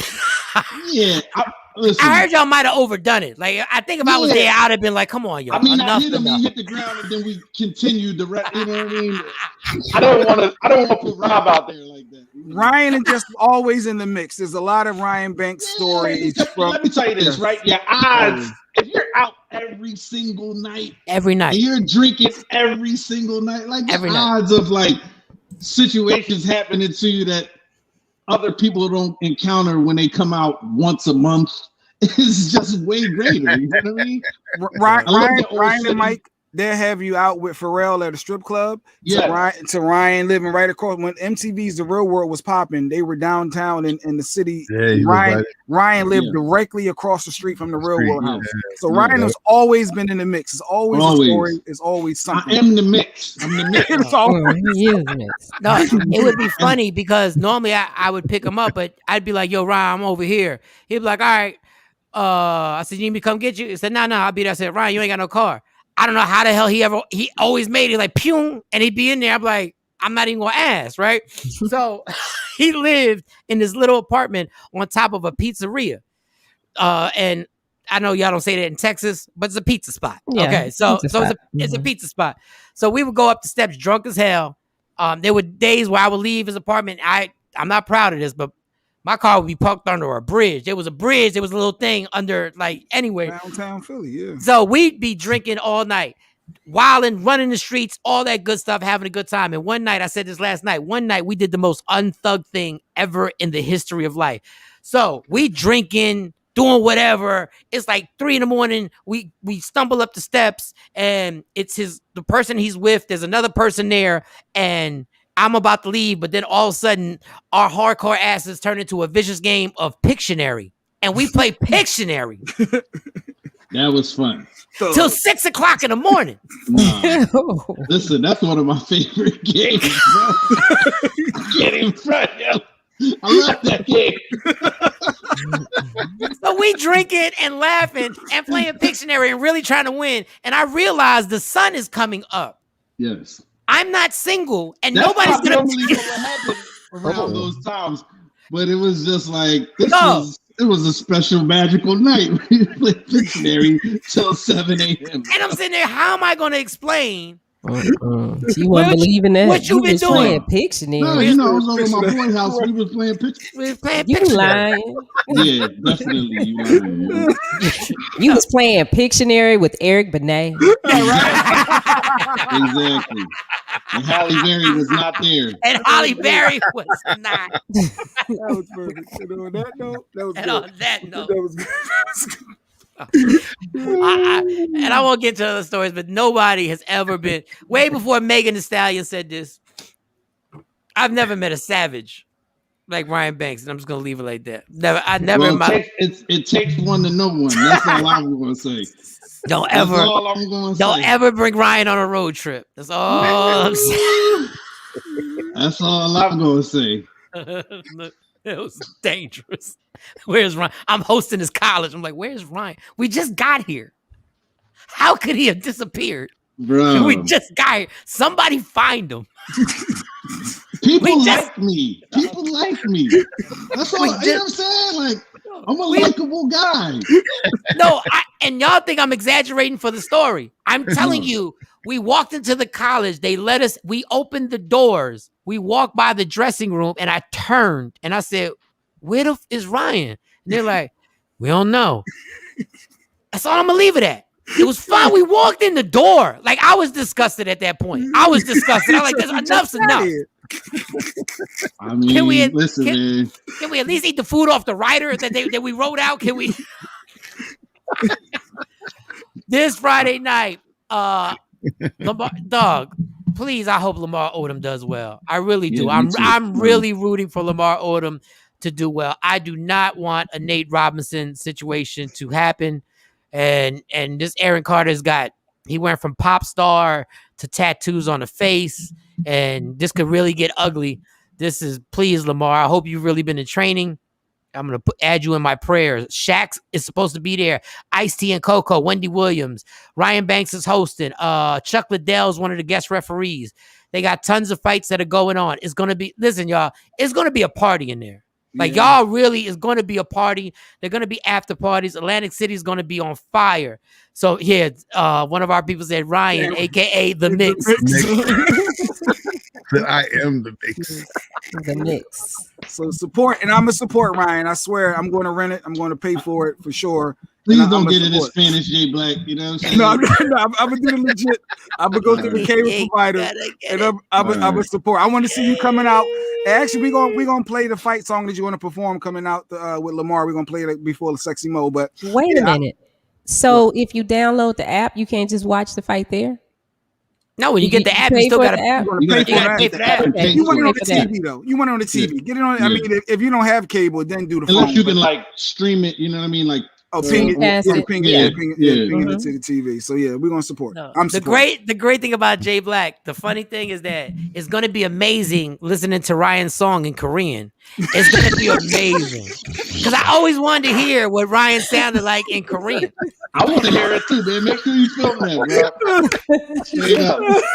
I gotta hear that, Jay. It's gonna be crazy. Now that, my friends. All right, Ryan, we're gonna have you back on here and have you talk after the fight, man. Let's do it again. Yeah, we're gonna do it again because I want you to talk on some of our hot topics on the stories that we talk about. Because I just don't want Shawnee's head to explode. I just don't want her head to explode when you hear these opinions. If you think Jay Black is an ass, Ryan. Go follow Ryan Banks Music, y'all. Check out his IG page. You see he got a lot going on. The Mix. I like that, Ryan. I'm telling you, I used to bring this guy on my radio show at night, and I thought I was wilding, but he would start talking, and I would pause like, dog. He was like, yo, remember? And I'm like, nobody knows that story, Ryan. And he would just go all the way like, yo, and then this happened. I was like, Ryan. We gotta shut your mic off because I'm free, man. I'm you know what I mean? I'm free, man. I gotta be free. Oh my God! All right, as y'all. long as he's not Kevin Samuels. No, Kevin Samuels ain't got nothing. Okay. We'll just see. We'll just let you tell me what you think, Johnny. We're gonna. Matter of fact, you can when he comes on, I'm just gonna take my screen off. And I'm gonna let you. I'm gonna throw out a topic. And then I'm just gonna turn my screen off, and then I'm just gonna let y'all have a good time with it. We're gonna take a break. Ryan, thanks a lot for coming through. And I want to get on your podcast because I'm coming to Philly. No, so let definitely. me know. We gotta make that happen, man. Listen, I appreciate y'all, man, big time, man. You know, it's all love, man. Y'all my homies, man. I'm so glad that we did this, man, and I look forward to doing it again. I look forward to seeing y'all in person, man. If y'all come in the AC, Cam and J Black, let me know, man. I got y'all, man. We'll do. And Sexy Mo, we probably all be there. Oh yeah, whatever. You know that. Yes, exactly. Shout out to Sexy Mo. That's the homie. You know, TakeOver Legends for life, man. I appreciate y'all, man. Yep. All right, y'all. Mike. Ryan Banks. It goes down. We're gonna do the reunion. We're gonna do the reunion. We're gonna do the reunion in Philly. I want to be in the group picture with y'all, man. You're in the group picture. Come on, man. Damn, man. I left me out the cool pictures and everything. Photo shoot and shit. Turfing. I'm passionate. You know what I mean? Goodness gracious, man. When Jay Black recovers with the rotor cuff or whatever, we'll come and we gotta hit our old spots. I can't drink with y'all, but I can definitely live through y'all. I can live through it. Drink some old duels or something. You know? Yeah, some old duels, and then we can go from one spot to another good old spot, and then we can take pictures. And you know we ain't waiting in line. And we not waiting in line. You know that. So you know what I mean? So it's gonna be fast. You know what I mean? Good. Incredible. You good, man. Straight up, yo. Jay, man, take care of that rotor cuff. Yeah, yes, sir. Yes, I'm gonna talk to y'all soon, man. All right. We didn't even touch on the Delilah story when this guy went down the stripper pole. Okay, all right. I came down and I was taking my clothes off. Oh, this is that person. I can so see that. Yeah, I can so see that. It was like, Ryan, you can't come back for 2 weeks. I was like, I wasn't coming back for 2 weeks anyway. I was super drunk. It was my birthday. I was going to take a break from Delilah's anyway. I was like, you know what? That's perfect for me. That works out great. Dog, the stripper pole that he went down was literally 20 feet in the sky, yo, from the top floor. This is the only dude that I've ever been in a strip club, and I was looking for him because I was ready to go. And when I'm looking for him, I'm like, where's this dude at? And he comes out the stripper. No, he's on the stage. But one time he came out the stripper dressing room, like he was changing. I'm like, what? I'm the mix. Did he twirl down the stripper pole, or did he just slide down?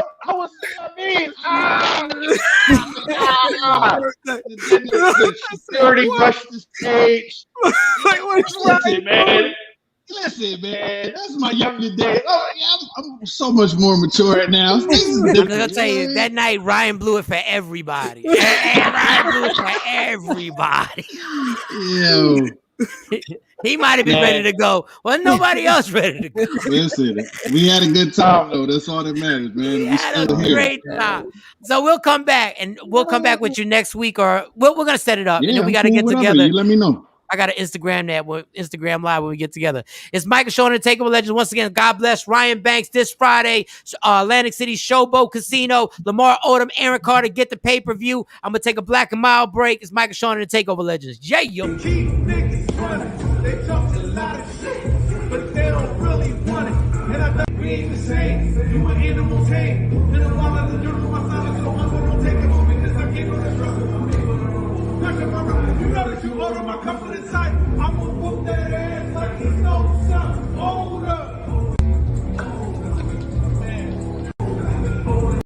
What up, y'all? It's Michael Shawn from Michael Shawn and the TakeOver Legends. And just in case you missed the show, check this out. Hey, Michael Shawn, let me apologize to Jay Black because I got a text from him yesterday with the link, and I noticed on the previous text he texted me, and I'm like, I'm just saying.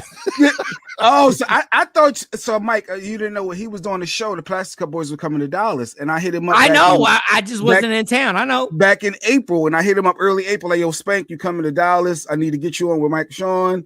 It was crickets. Yeah. So when I had to text him for the link for the yesterday, I'm like, is he going to respond? Like, cause it's Spank Hollywood now. So I hit him back. And he was like, bet, I got you, Jay. I'm like, wait, we just going to ignore the fact that he ghosted me with the other, like, no. I said, oh, he texted me already. My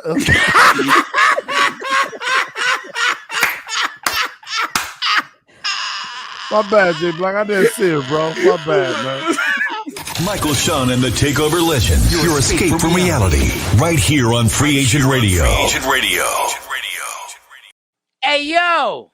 It's gonna be a hot summer, cause we back at it, man.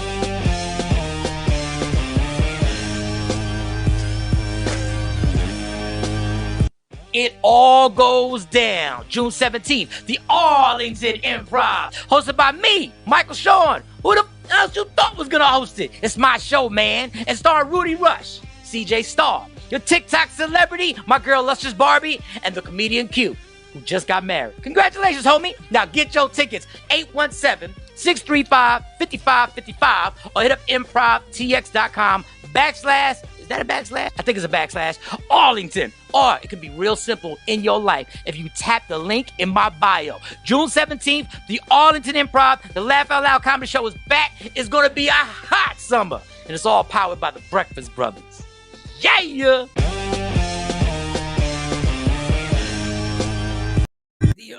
Michael Shawn and the TakeOver Legends, where nothing's off limits. Free Agent Radio. Baby, tap in. Tap in. And Michael Shawn and the TakeOver Legends. You know what it is. Free Agent Radio. Download the app to listen. If you want to watch it, you want to see our faces. Media Room 360 is your streaming channels on your flat screen, your smart TV. Just get on it and watch it. And we appreciate all the support. Shout out to my man Ryan Banks, who just came on. And now it's time.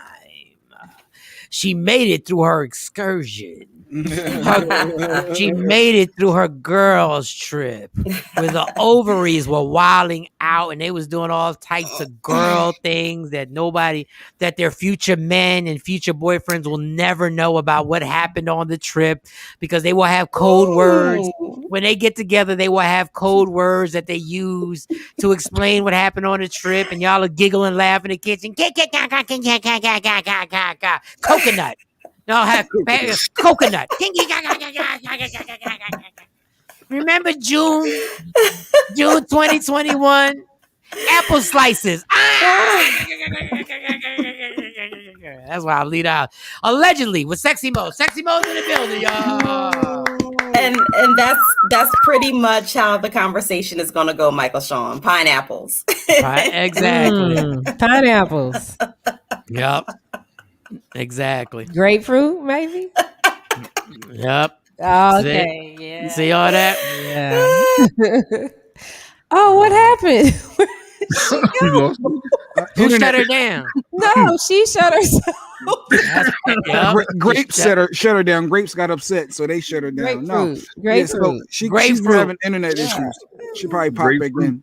Yeah, grapefruit. That's what happened. That was a great intro, though. That was a great intro. Don't take this personal, Mo. God don't like hoe. God don't like hoe. You know, say God don't like hoe. There she is. I think she back. We're gonna trifle ass back in. That's what your ass get. That was the pineapple juice on the keyboard. Got kind of sticky. But Michael Shawn, speaking of sticky, this situation gets stickier and stickier and stickier. Okay. T.I., he's calling out Sabrina big time. Sabrina Peterson, that is. Now, I told you before, there's been a lot of accusations in the media on him and Tiny. Of course, everybody's privy to it by now. And he's taking it out in his music. T.I. was quiet for a while. He put out the song, What Has Come To. Well, now he's got a video out to it. And so in the video, he has a girl that's in the likeness of Sabrina. And he basically accuses her of orchestrating the whole thing. So, of course, Sabrina gets back on Instagram and, she airs him out. She basically, really requested more recently that him and Tiny issue out an apology. She said, if y'all apologize to me, I'll take all of the accusations, make them go away, and I won't even ask for any money. T.I. ain't laying down with it. He's not even down with it. That's the oldest trick. Like, do you really think you're gonna get me on? That's like when a woman says, just tell me the truth, I won't be mad. No, just say it. I ain't gonna be mad. Just say it. I won't. Just tell me the truth. If you tell me the truth, just tell me the truth. I won't get mad. Didn't say I wouldn't be vindictive. I just won't be mad. I didn't say I wouldn't whoop your ass. Didn't say I wouldn't be petty. I already told you the truth. I already told you the truth. Didn't say I would make you some special spaghetti. I already told both of y'all the truth. I already told y'all the truth. Go ahead, next story. I wish you would. Tell me, just tell me the truth. She's talking about just apologize. Apologize for what? We ain't do nothing. Like, well, she's taking to social media and basically saying, it's one thing to hold a gun to my head, which she's alleging T.I. did. She said, but it's a whole nother thing for you to continuously victimize the victims over and over again.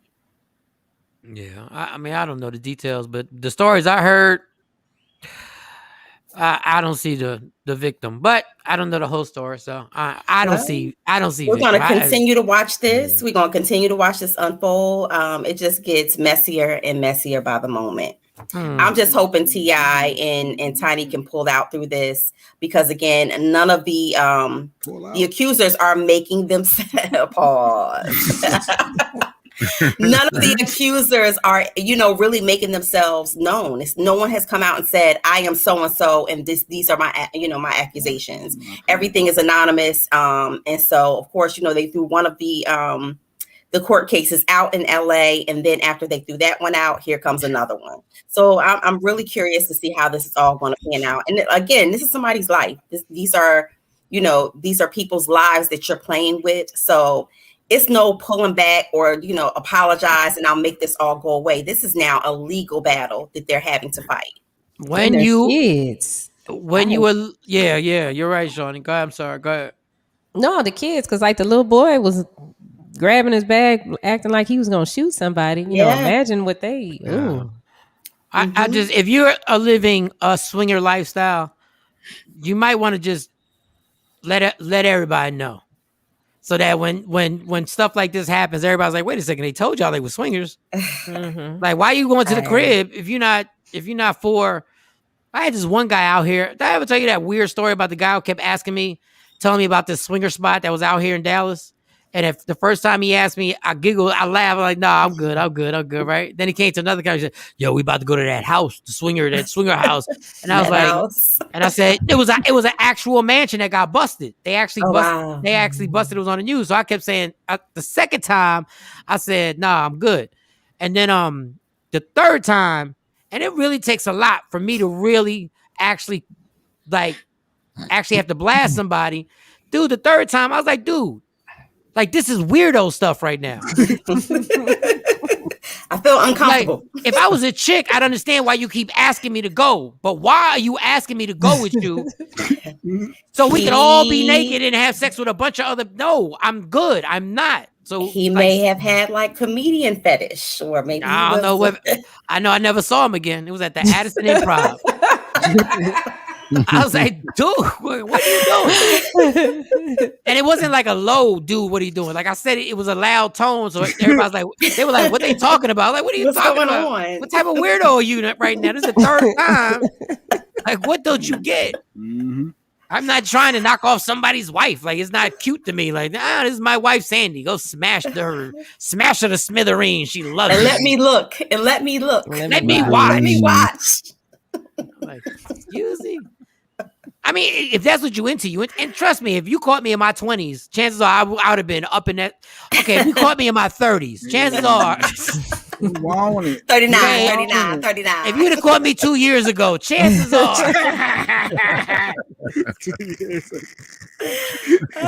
caught me yesterday. Go say it. If you would have caught me before they put me on papers, chances are. Catch me later today.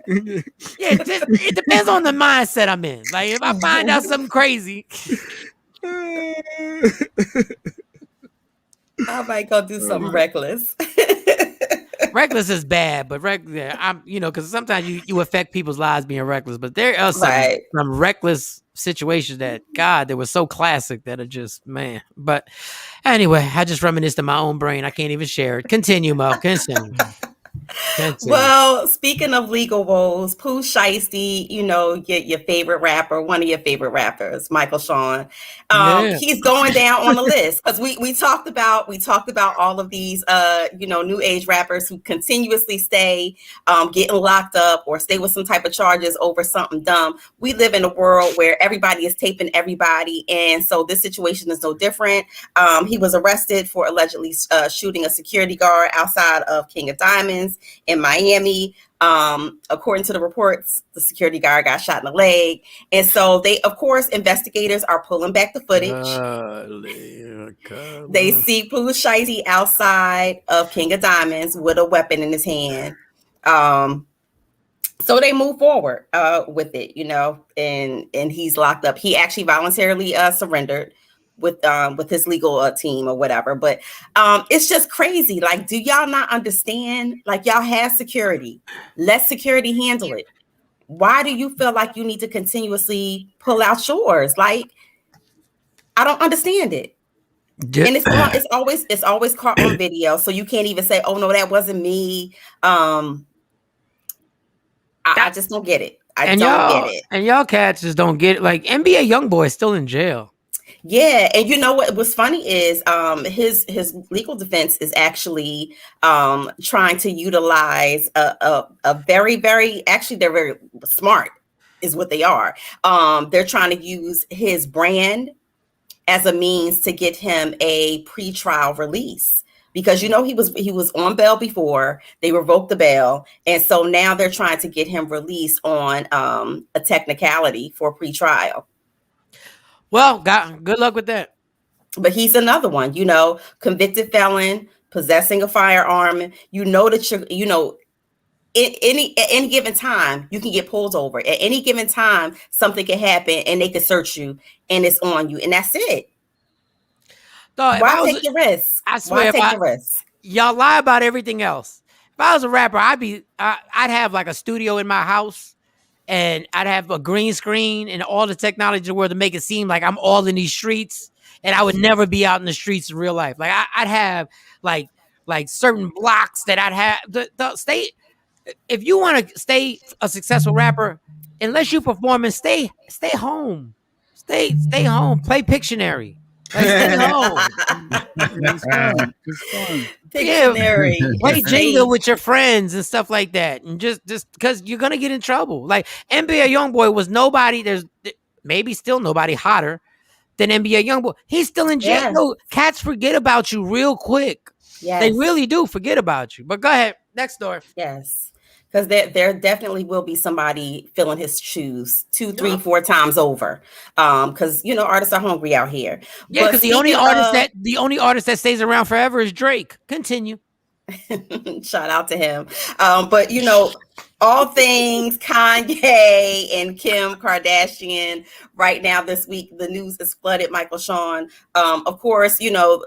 Shout out to Yeezy because he's dropping the new Yeezys June the 11th. I just got that in my email box. So I'm waiting for that on the list for those. They run about $240. But he, of course, shut down the whole internet with his whole Gap collaboration for this $200 pre-order puffer jacket. So everybody's like, it's wintertime. It's wintertime.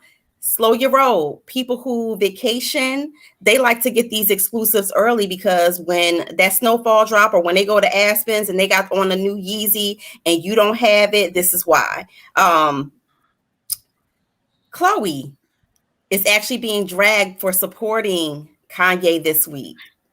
She put in a post, of course, Kanye birthday was just passed. And of course she put up, you know, happy birthday, bro.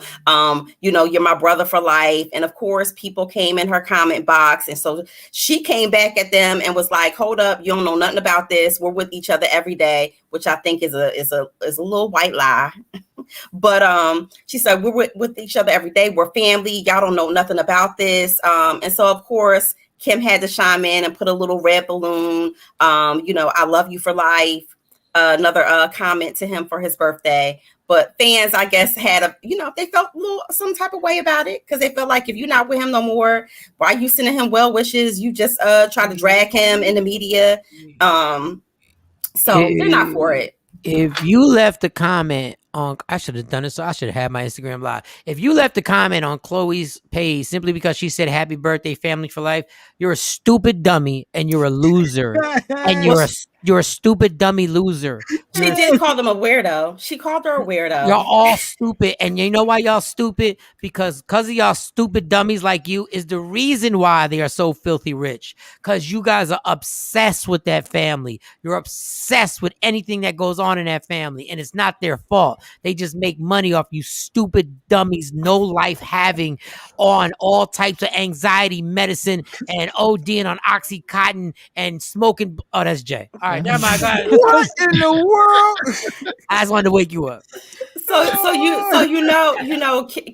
Kim just actually spoke out about their marriage, and she was very vulnerable in one of the episodes of Keeping Up with the Kardashians, and she just said how much of a failure she feels like because this is her third marriage. It didn't work. She feels like, a wife, Kanye deserves somebody who's going to support his every move, and she feels like she's failed in this aspect, which I'm shocked that she came out and even said these things, or even let everybody see that vulnerable side of her, or whatnot. I just like to applaud her writing team. Why you say that? I would like to applaud her writing team who created the angle for her to say she was the failure because so now she gets the sympathy. It's genius. And those teams pop off in front of that camera so fast. Oh, it's so fast. It's so, and you know what? She may truly feel like that, but she knows I have to do this in front of the camera. Right. I have to. Why she just can't be being honest about the situation? Because she's a stupid dummy. No, I'm glad she's not. She's not. Kim Kardashian. No, Kim Kardashian is a little bit smart. No, she ain't brilliant. Whoa. No, we didn't say she was brilliant. We just said she's a little smart. No, she ain't brilliant. Let me tell y'all black woman something. You turn a blowjob into $900 million. That, my friend, no matter what it is, if it's exploitation, it's brilliant exploitation. Wait a minute. If it's manipulation, blowjob into how much? I think the last time I checked it was like $800 million. She's gonna be a billionaire if she's not right now. So I don't care how she did it. I don't care what tactic she used. Whatever she did, she is absolutely brilliant. Let's look up her net worth just for the hell of it, because I'm almost positive that she's worth more money than Beyonce right now. I think she's a billion.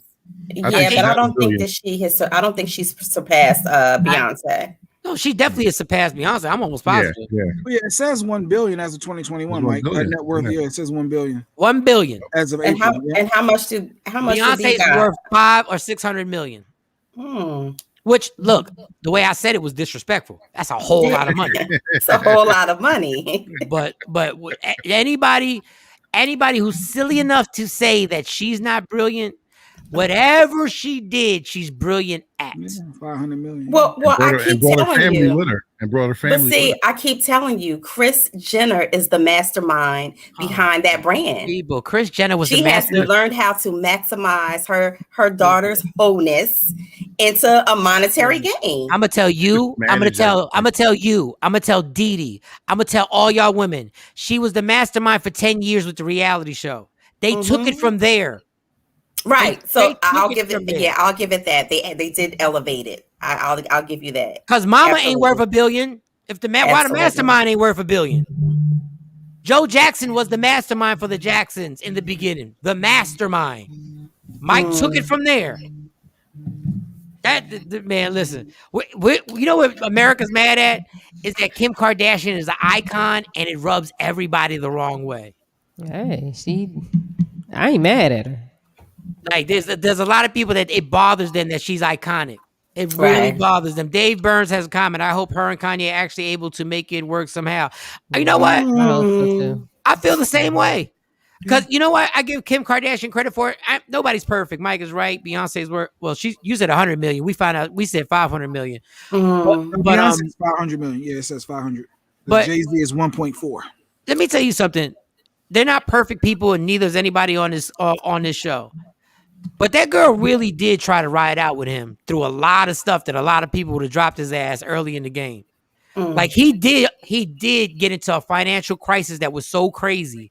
When he says that line, jumped in my private jet and flew over financial something, he was telling the truth about that. And Jay-Z did have to give him $50 million. So she stood by when this guy was sinking. So I got to give her credit for that. Because you think it's easy being with Kanye West? Man, Kris Jenner will work harder for her girls' empire. Yeah. She go hard. Mm-hmm. Oh, she's supposed to. What you want? Shout out to Kim Kardashian.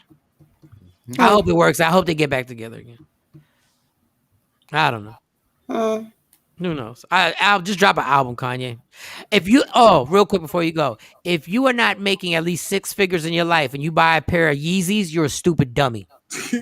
Listen, he's amassed $1.8 billion. If you buy a pair of Yeezys and you are not making 6 figures, you're a stupid dummy. They say you only live once, Mike. Enjoy it. If you get them, go for it. Go ahead and live broke. But so the new Yeezys that are coming out, there's different tiers to the Yeezys. The new Yeezys that are coming out are $240, right? $240. Your Jordans run you about that much or a little bit more, depending on which ones you buy. So he's right up there, pricing his items with the greats. Yeah, now I ain't mad at him. He overpriced them before that. He's got stuff out for a lot more money than that. But y'all go ahead and y'all keep spending this crazy. And Kanye West, I got this. I hope I sent it. He got this comment that he made on Instagram that was so factual. Like, as much as I don't criticize him, I criticize y'all people, us, for spending these amount of money that we can't afford. $350. They $350. What I just Googled, Jesus. Yeah, ain't no way. And some of them are $460. Some of them are up there. They do have them up. A lot of them are up there. They're the ones that look like the cloud and the alien. I don't even like how they look. I don't even like them. They look. And so the various ones, especially if you are a sneakerhead, a lot of them are collectible. So some people wear them and then they, package them back up. However, you sneakerheads package up your items to preserve them. But yeah, the new ones that are anticipated to come out June 11th, those are going to start at $240. But people buy them up, put them on eBay. Next thing you look up, they like $500, $600, $700. So, damn, I wish I had that statement that Kanye West made. It was so it was so good, and I thought I sent it to y'all, but oh man, this dude said y'all want prison reform, but then y'all want to get on records and talk about committing crime. Like, there was so much, like, come on, they look comfortable. Who wearing that? So that's $400, Mike. Stop it. So that's one. $430. But you gotta understand, if I liked them a lot, I wouldn't spend $430. But if those were like in my price range, I would buy them just to wear them around the pool and chill and do. If they were like for real, they look super. They don't have any shoelaces. Yeah, they look super comfortable. Old man slides. So you're gonna pay $430. Yeah, but it's just like what are them things called? The clogs, or what are them things called? The Crocs. Crocs. The Crocs are like, I thought they was filthy ugly, and then now all of a sudden them things is. Look, one thing I will say, Kanye be ahead of the curve on a lot of fashion. He really does. Oh, I found the same pair. I'm sorry, for $12 on Wish. On Wish, I'm ordering Wish. I get it next year, but it's only $12. You better make sure. They real. Ordering from Wish, they are not. Or shipping price.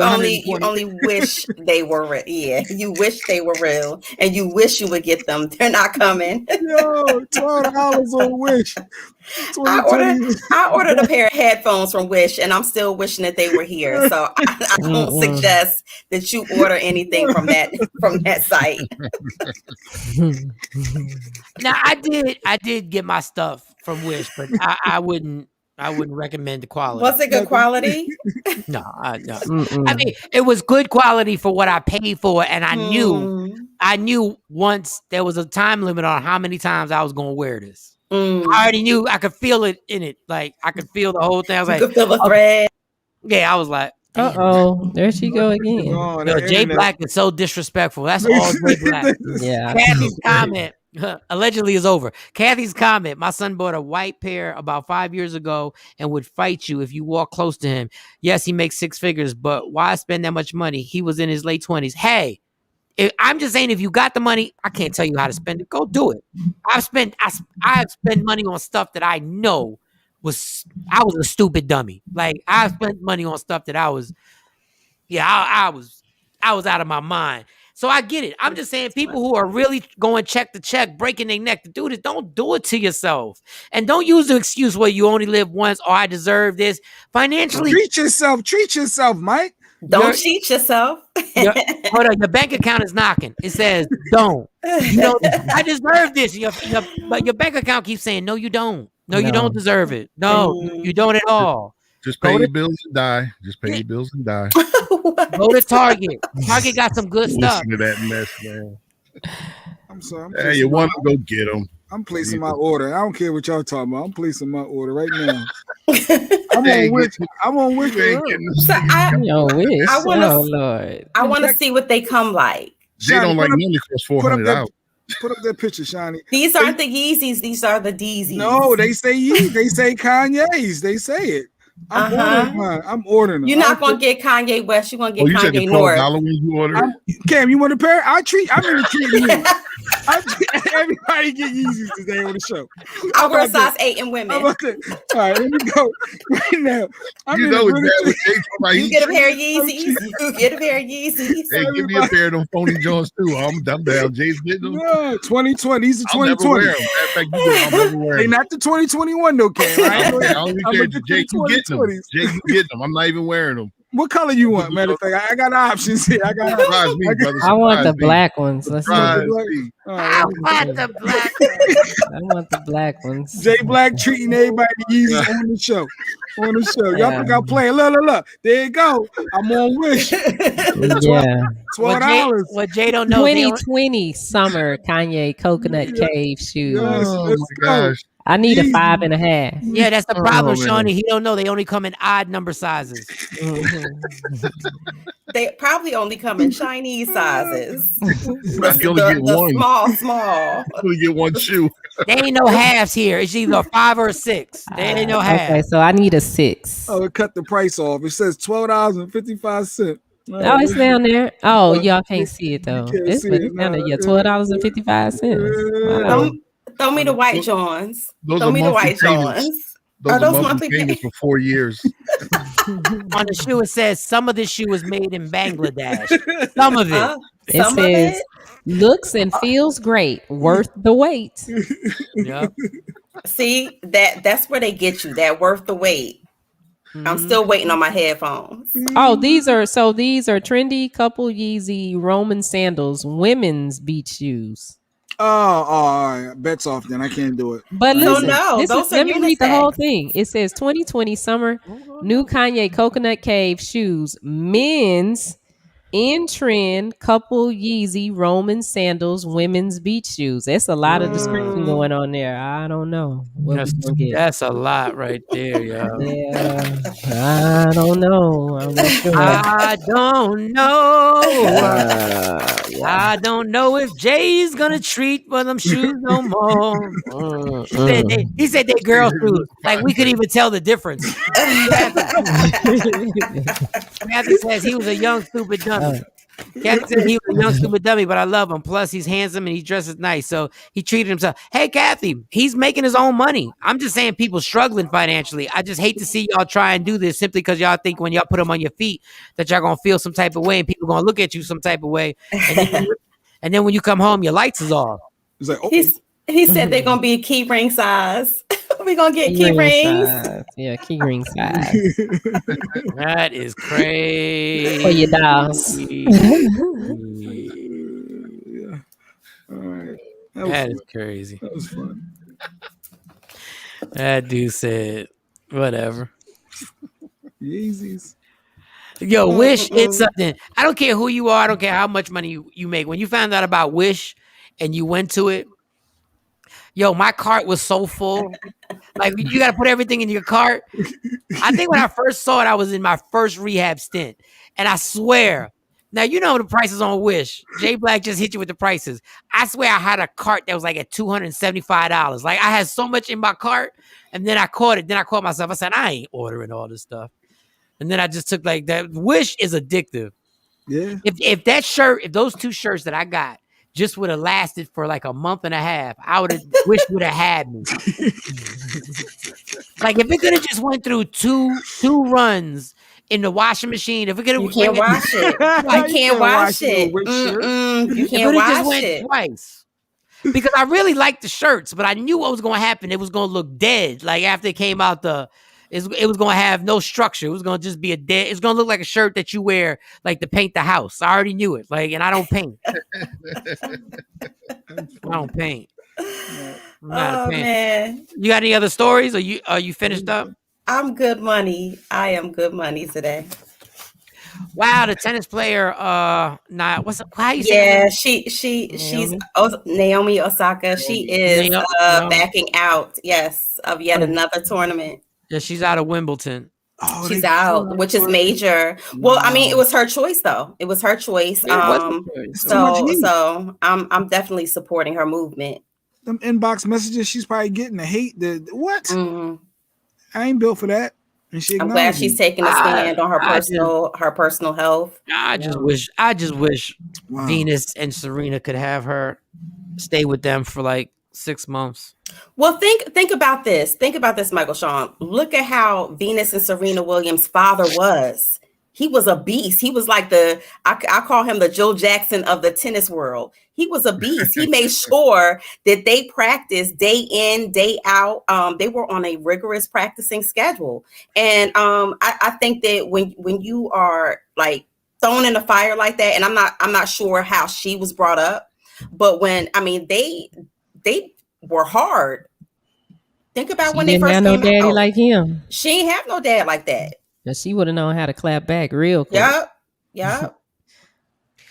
There's it's too late in the show to get into this. It's too late. Like there's a bigger problem than handling the press media. There's the deeper problem going on because the media. Yes, it is. I saw some of the examples they were giving on the questions she was being asked, and I was still like, that flipped you? Like that got you? And I don't think it's the questions though. It's not the questions so much as the fact that she experiences the anxiety. She experiences, she's already admitted, I am clinically depressed. Yeah. I am experiencing depression. So I don't think it's that. I think that just like any other person who's suffering from clinical depression or anything, it could be the most minute thing to trigger you over the edge. Yeah, so I don't think it's just that. I think it's just overall, she's saying, you know what, one more thing, and I'm not going to be any good to myself or anybody else or the game. Yep. And now the world is going to keep asking. The world is going to keep hounding her. Everybody. Mm-hmm. Well, that's why I said there's a bigger problem. Mm-hmm.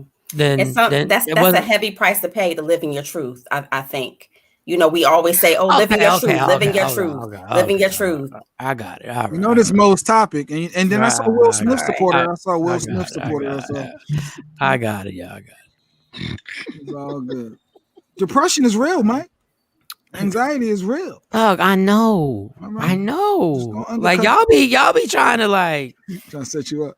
No, because I know Michael Shawn is against depression. No, I know. I know what it is to sit in a dark room for weeks at a time. I get it. I understand it. But this world is a harsh world. Sorry, y'all. It's a harsh ass world. And when you take the 60 million and the 70 million, there are gonna be a lot of people who ain't gonna give up about it. And sponsors ain't. I'm just saying, I want the girl to get better.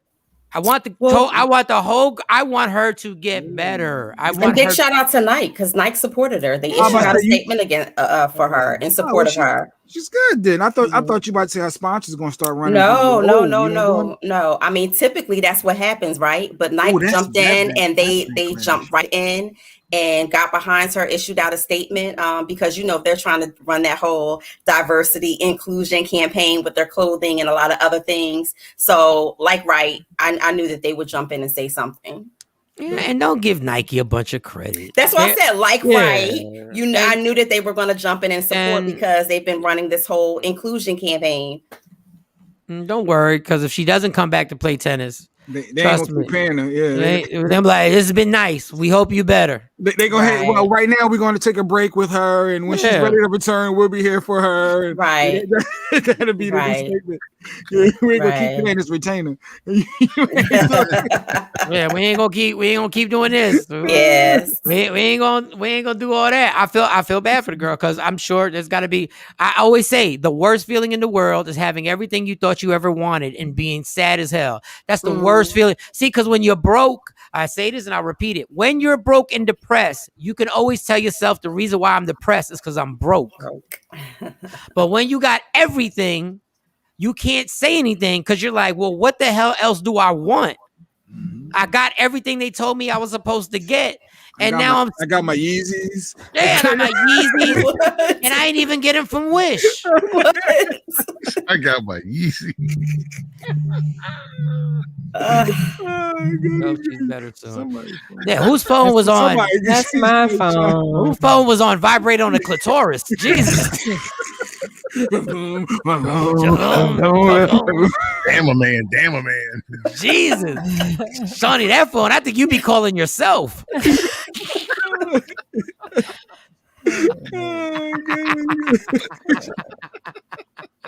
All right, this has been great. Look, I'm gonna do the most healthy, unhealthy thing ever. This is the contradiction of my life.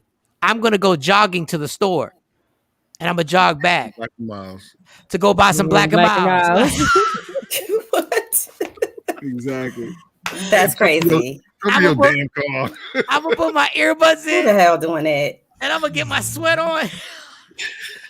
I'm gonna let me get 2 packs of Jazz Black and Miles. Hey y'all, if y'all ever think of me and you at the store and we about to see each other, if you ever want to pick me up something, just pick up the Jazz Black and Miles, the plastic tip. Don't get the wood. The wood feels crazy. Pause.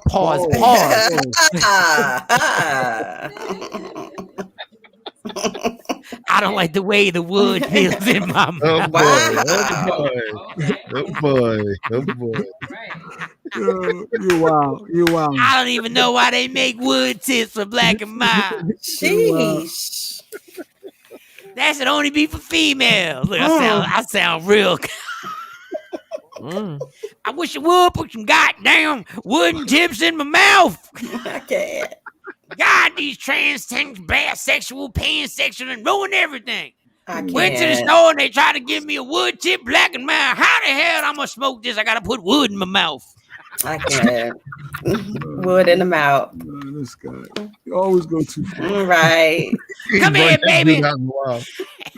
Hey, babe, come here for a second. Got you a treat right here. I don't talk to men who put wood in their mouths. Come here, girl. I'm gonna put that. I bought you some Black and Miles wood tips. How you feel about? Come here, girl. This wood tip in your mouth. All right, I'm about to take my jog to go get my Black and Miles plastic tip. All right. Yeah, Mike is just cracking up. You got to enjoy yourself, man. We had a good show. Shout out to Ryan Banks, everybody like that. And we'll see y'all tomorrow morning, 6 a.m. Central Standard Time, 7 a.m. Eastern Standard Time. And on the West Coast, really early. Check us out, spread the word, and don't forget my Laugh Out Loud comedy show, June 17th. I got to check the ticket sales at noon. Actually, that would be 1 o'clock Eastern Standard Time when I check the ticket. He running with it. Shout to okay. All right, love me for who I am, not who you want me to be. I can never be that. And understand there's only one thing in life that's guaranteed. It will end. So enjoy every minute, every second. And you fight for everything else. You fight for your spot in line. You fight for attention from your significant other. Fight for your goddamn happiness. And don't let nobody take it from you. It's Michael Shawn. It's Sexy Mo. It's Jay Black. It's DJ Cam. It's Shawnee Scott with the incredible vibrations on her cell phone that can be disguised as a sexual toy. We are...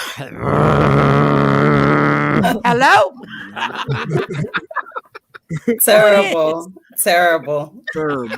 Call me back, but I'm not going to answer. Call me back. Oh, my God. We've done a great job today, y'all. We'll see y'all tomorrow. It's Michael Shawn, TakeOver Legends. Yeah. Hey, yo, it's going to be a hot summer because we back at it, man.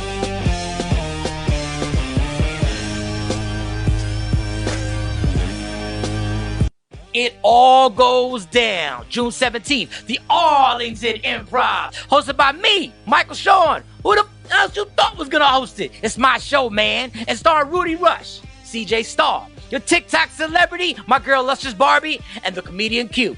who just got married. Congratulations, homie. Now get your tickets. 817-635-5555 or hit up improvtx.com/ is that a backslash? I think it's a backslash. Arlington. Or it could be real simple in your life if you tap the link in my bio. June 17th, the Arlington Improv, the Laugh Out Loud Comedy Show is back. It's going to be a hot summer. And it's all powered by the Breakfast Brothers. Yeah!